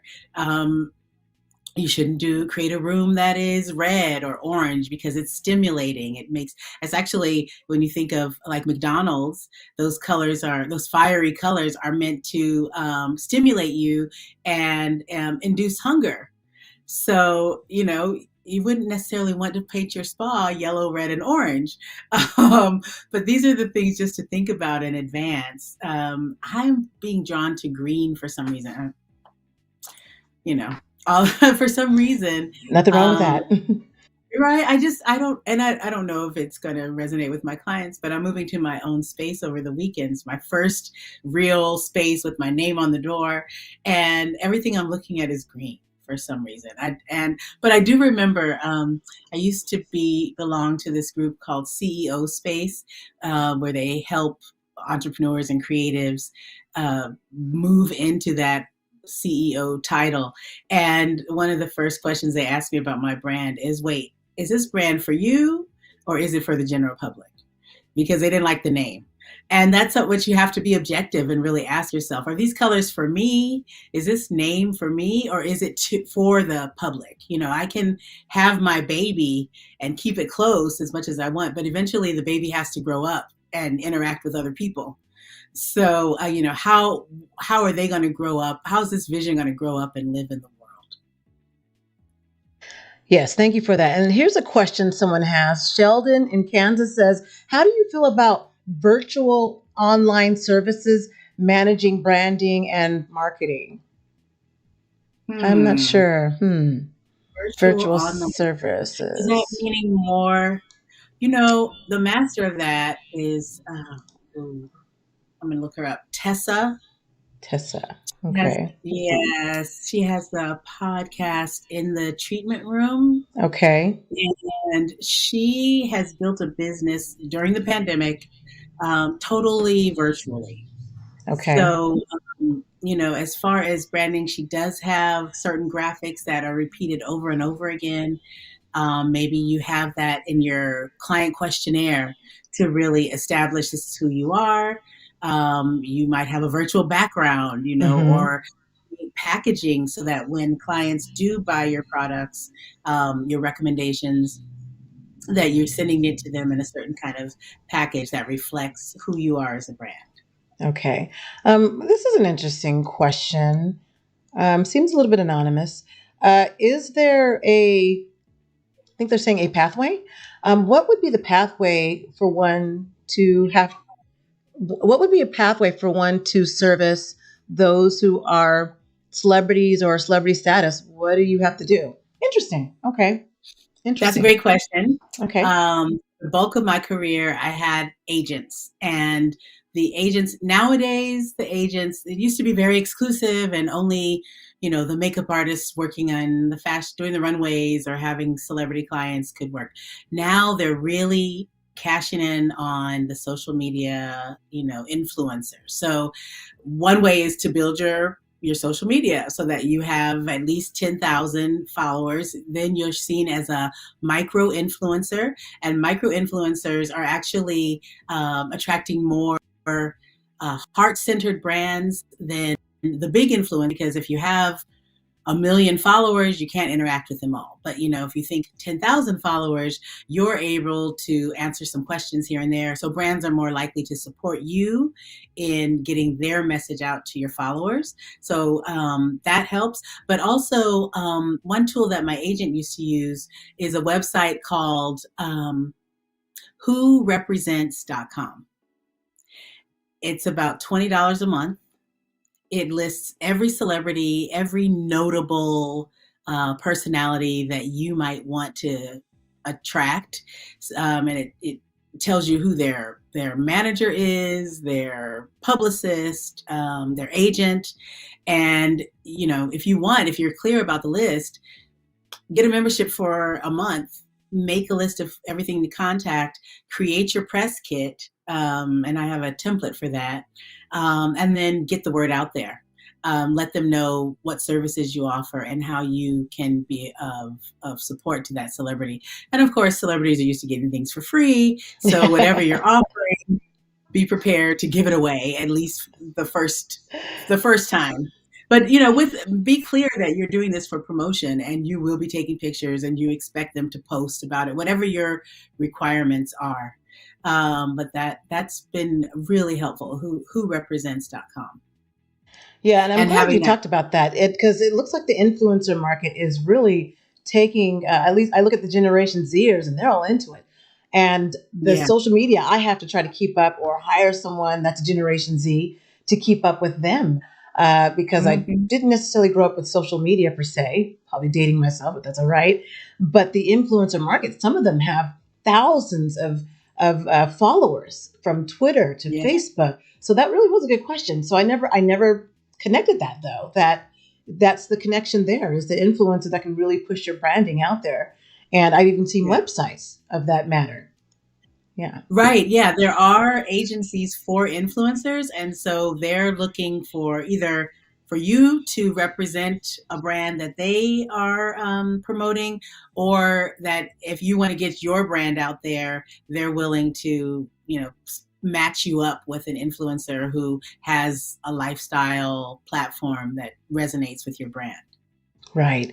And so, and I guess I'll just wrap it up with my final thoughts and last questions. I know we're coming upon the hour and I don't want to keep you too long, but it's been a pleasure just really talking with you about this branding. And I feel like I'm dealing with someone that knows my language when it comes to branding and marketing and how important that is. And I'm just trying to reiterate that. So if you were talking to someone who's just starting out, because this is how important I want them to understand branding is. What would be the first steps you could tell that person to do, even if they have a low budget? Maybe their budget is under $1,000. Maybe it's under 500. What can they do to at least begin the branding experience? If we took all of the other circumstances and factors out, what's at least a first and maybe even a second step they could consider? They could consider as Mhm. far as working on that branding. That's a great question. So, first of all, it doesn't cost anything to journal. Take the time to get clear about the message you want to send. And then once you have some framework for that, test it out. You can ask your friends and family. If you're just graduating and obtaining your license, you have other classmates that you can rely on. Ask your instructor and try to test out these theories, these philosophies that you've created for yourself. And then there are platforms like Canva, which doesn't cost you anything. You don't have to be, a master at Adobe Suite and understand Photoshop or pay a graphic designer. You can go to Canva, do it yourself. You can go to Fiverr.com and very affordably, as long as you're willing to, work in a different time zone. You might get a consultant who lives in Afghanistan, 12 hours ahead of you. But as long as you're willing to have that little bit of delay or stay up late to communicate with them, going through Fiverr is a really affordable way to get amazing talent. And then what's a third opportunity? There's something to be said for guerrilla marketing. Get out there and just get the word out. Pass out flyers. Um, Facebook ads are pretty affordable and they'll help you target in on your market. As much as I dislike Groupon, as a general rule, running a Groupon special is actually really helpful. And just make sure, this is a trick that my master esthetician friend, Bossy Brows, Onisha Claire of Bossy Brows, taught me. Create a package that is above and beyond whatever you're offering your regular clients. Price it at a ridiculous price. Maybe your clients will buy it, maybe they won't, but then you can discount it on Groupon. And that way you're covering your ass. You're covering your Ah, expenses. smart, smart, And smart. yeah, I get Yeah, people lose money operating with Groupon. I There's no know. way to break Groupon's got a bad even. rap. They've been doing some bad things in that sense, but Yeah, you found a way to outsmart them. So maybe that will work. Maybe that would work. right. Yeah. Yeah.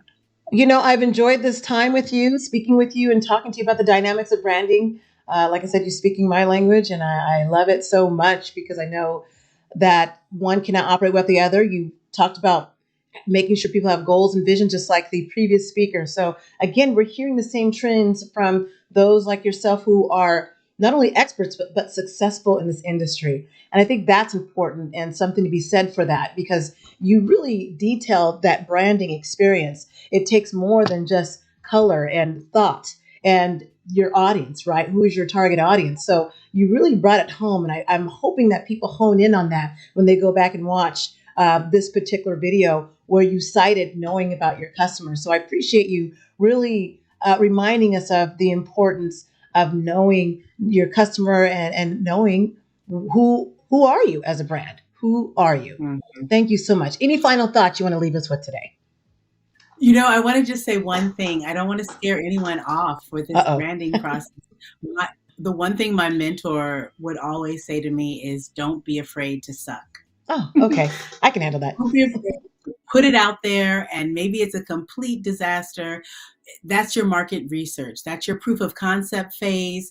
You'll, go back, lick your wounds, regroup, and then come back again with a stronger concept. Love it. In my world, I like to call that experience. Nothing wrong with that, right? Aliesh Pierce, ladies and gentlemen, and this is what has been happening throughout this conference. We have these experts, gurus, helping us, helping you to understand the importance of your business and what you do as an esthetician. You are the eyes and windows, I say, when it comes to skin, the skin maps. We talked about that. So all you have to do is brand yourself, just like what Aliesh Pierce is saying. Make it happen. You don't need all this money that you thought you might have needed to get things started today, or to at least, if you're a veteran in this, you can change that experience. And I'm going to let Katina have the last few words. I just saw her pop back on the screen. And Katina, I'm going to let you have the last words. Thank you for agreeing to be of this forum for to and let's connect. First learned about your work and what you did and your background. And so thank you again. And just for anyone who's watching, you had to have gotten some great jewels from this presentation by Aliesh Pierce. So continue to tune in. We have 3 more days of content over the next until Monday. So continue to watch and tune in, and have your other aesthetics friends register and sign up for the event. Thank you, everyone.